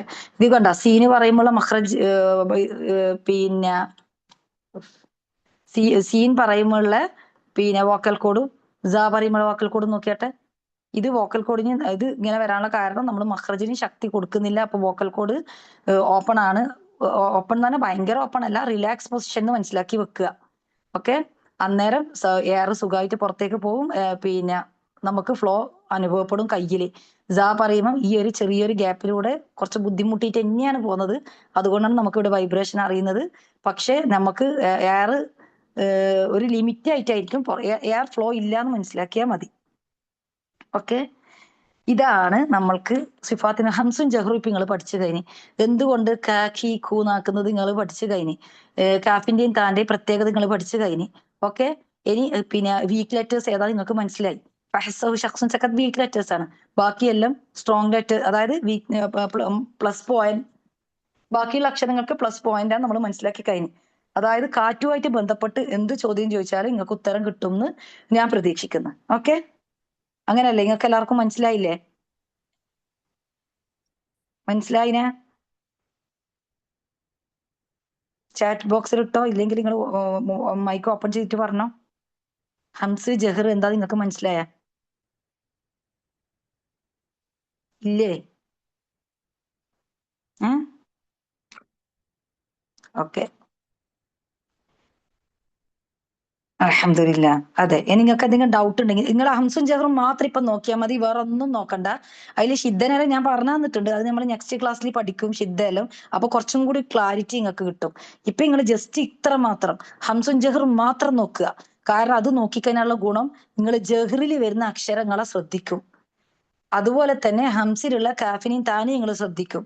ജഹറിൽ വരുന്ന ഇപ്പൊ ജാക്കെല്ലാം ചില ആൾക്കാർ എന്നുള്ള സൗണ്ട് എല്ലാം കൊടുത്തിട്ട് ഓതും. മനസ്സിലായ? എയർ ഓവറാക്കിയിട്ട് പോക്കിയിട്ട്.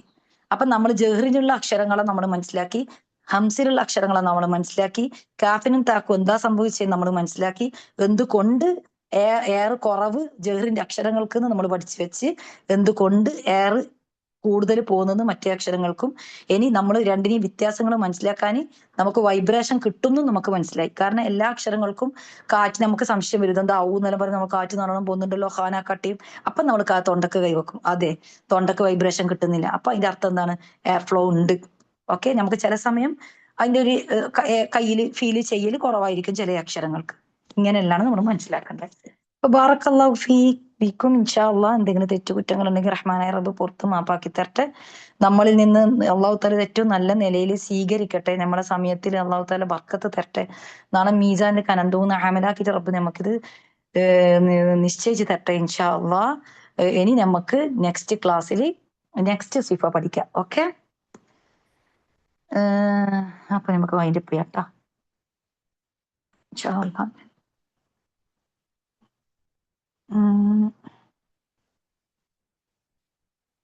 റെക്കോർഡിംഗ് ഓഫ് ആക്കണ്ടു. ഓക്കെ. اوكي. دعاء جزيلا. ربنا تقبل منا انك انت السميع العليم وتب علينا انك انت التواب الرحيم. امين امين برحمتك يا ارحم الراحمين. السلام عليكم ورحمة الله وبركاته. وعليكم السلام ورحمة الله.